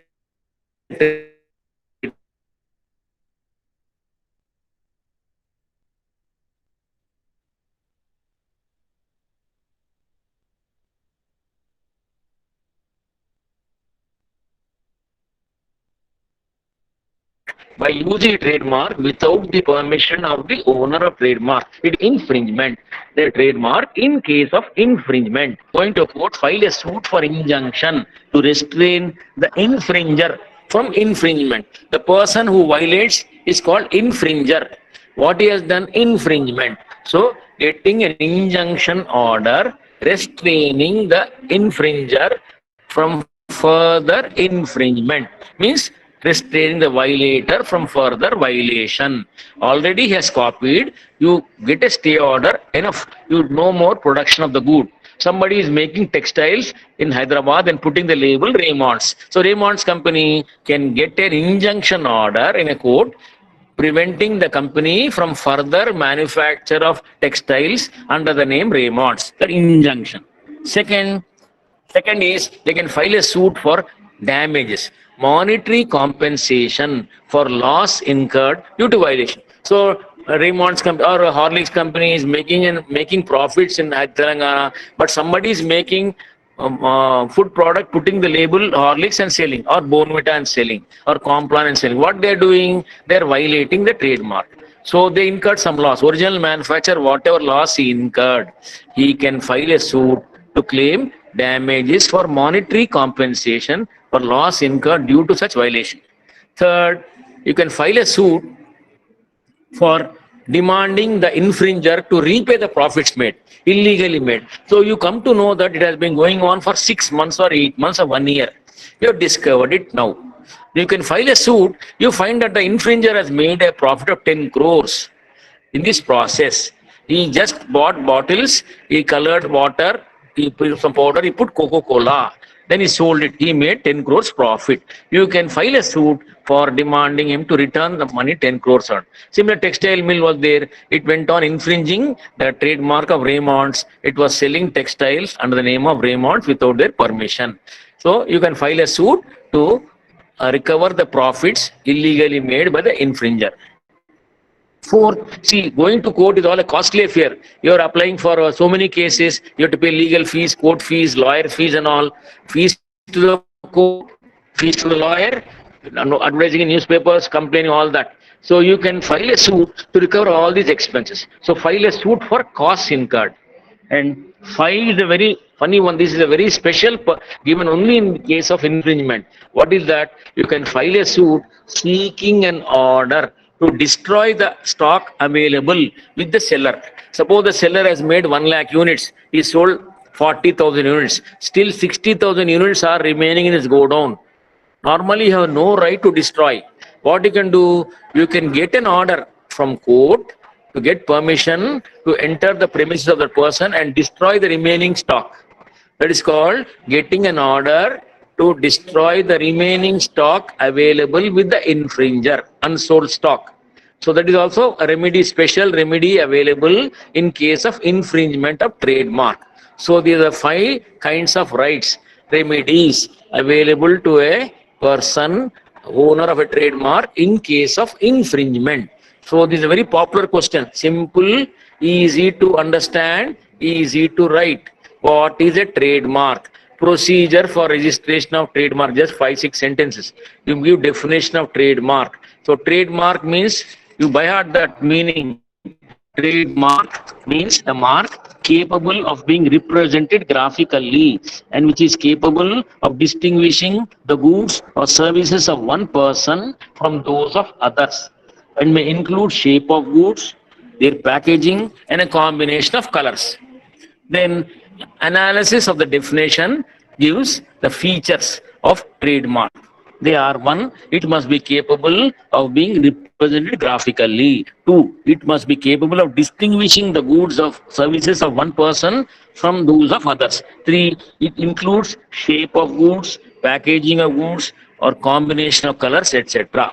If you want, can give examples. For example, there are so many trademarks. You have Godrej, a trademark, making almaras. A local manufacturer can make and simply put the label Godrej. Public may not be able to know what is Godrej, what is original or duplicate. So what is he doing? Infringement of trademark. You open a small scale unit, bottling unit, you buy concentrate, water, and mix and create soft drink and put the name, whatever name you want, Coca-Cola, Pepsi, Fanta. What you are doing? You are violating, infringing what is called a trademark. Other person has a right to go to court, and nowadays the compensation is very high. Why? Because of pressure from MNCs. So MNCs actually make all money. Their secret is brand. The main secret of profits of multinational companies is they spend crores of rupees in creating a brand. So you have Surf. Surf is a strong brand in India. Then what happened? Nirma came. One Indian manufacturer came, a small scale entrepreneur called Karsanbhai Patel. He created a brand called Nirma. Surf was being sold at 16 rupees a kg, long back. Then Nirma was created by a person called Karsanbhai Patel. He started selling it for 4 rupees kg. So Nirma could beat Surf. Nirma could beat Surf in entire West India. It became very popular. So he did not use Surf brand. What he did, he created own brand. He created own brand, own trademark, and became prosperous. So it became a case study in many Western universities. The rise of a small person called Karsanbhai Patel, who could create a world-class, what you call brand. He could beat brand called Surf, which is a worldwide brand. Then what happened? Ariel came. Ariel is a foreign brand, trademark. What they did when they came to India, Procter & Gamble is the company which owns that brand. They spent 500-600 crores just to make the trademark popular, Ariel. Just imagine, they wanted to beat Surf. So one MNC trying to beat another, nothing wrong. But why they should be protected is that Ariel brand became popular because of spending 500-600 crores in 1 year. Now you must protect that brand. Suppose somebody local manufacturer makes a detergent and gives the name Ariel. What is he doing? It amounts to infringement. Therefore, it should be protected. That is the spirit behind the Trademarks Act. People, in case of patents, you are spending day and night to invent a product. To invent a product, it requires sometimes years. Then you create a patent. So the word patent is used for protecting a manufacture, new product or process of manufacture, product or process. Similarly, copyright is used for works of art like book, what is called song, music, a work of art, computer program. They are protected by copyright. You cannot copy it without their permission. Similarly, trademark is nothing but a mark used to in marketing. If you want to market a product, you create a brand name. You spend crores of rupees to protect the brand.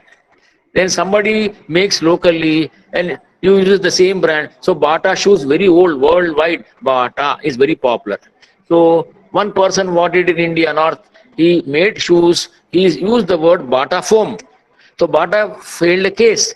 Then he said, no, it is not Bata, it is Bata foam. But the court said you can't fool public like that. You can. So the what is called infringement not only means using the same name or a similar name or a misleading name.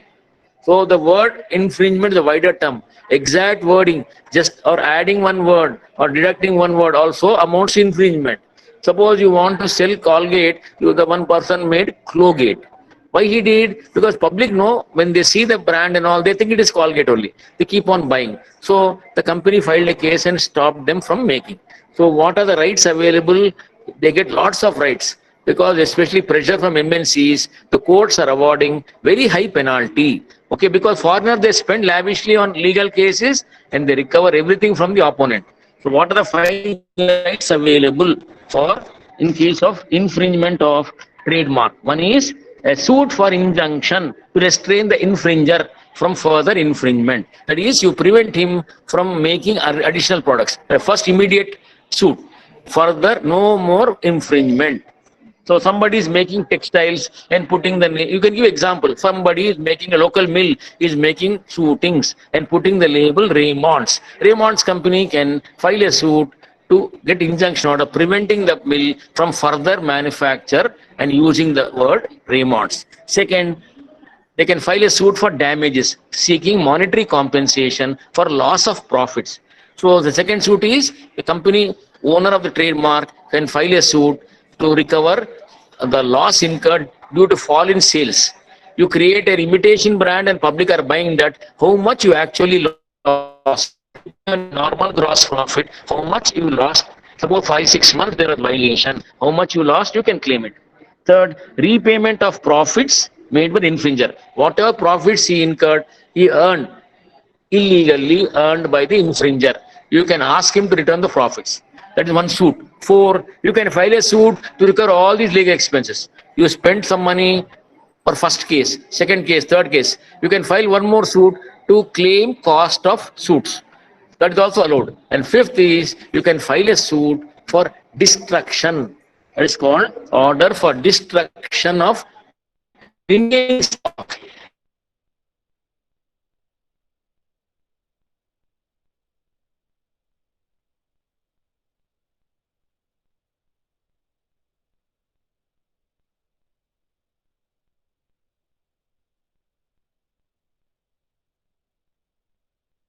Available with the infringer. So these are the 5 rights is available to for using a trademark. They may also give a right to go to court to protect the trademark. Okay, so enough for today. Next class we will take up copyrights, then patent. Again, I'll start fresh copyrights and then patents. Okay, enough for today.